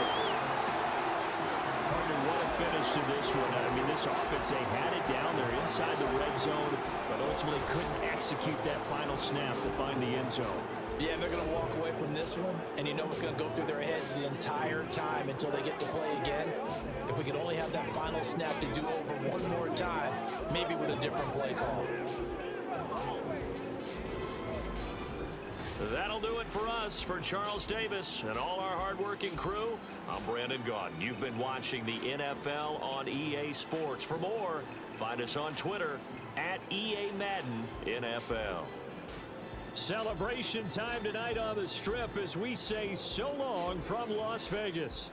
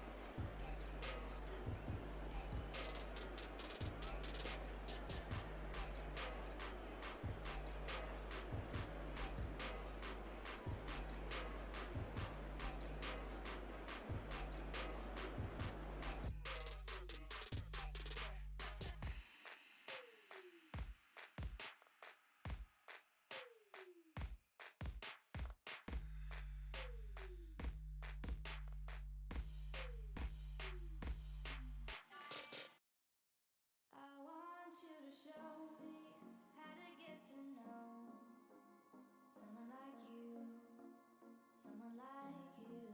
I want you to know me, 'cause I know then you'll see we can be true, we can be true. I want you to see what I see in us, something so real, something so real. I want you to see that this is a love that we both feel, that we both feel. And how will we ever know if the love will ever grow without trying, without trying? And how will we ever see if we are meant to be? It's terrifying, it's terrifying.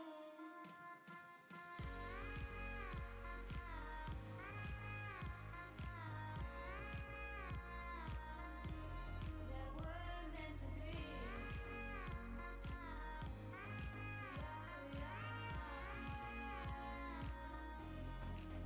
We're meant to be.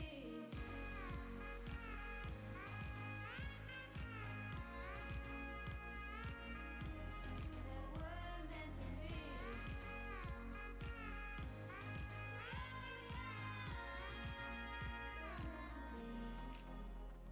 We've both been there before. When a love shuts the door, it's a losing game. It's a losing game. But this time it's more than another love of war. This ain't the same. This ain't the same. They say love heals all. It makes it all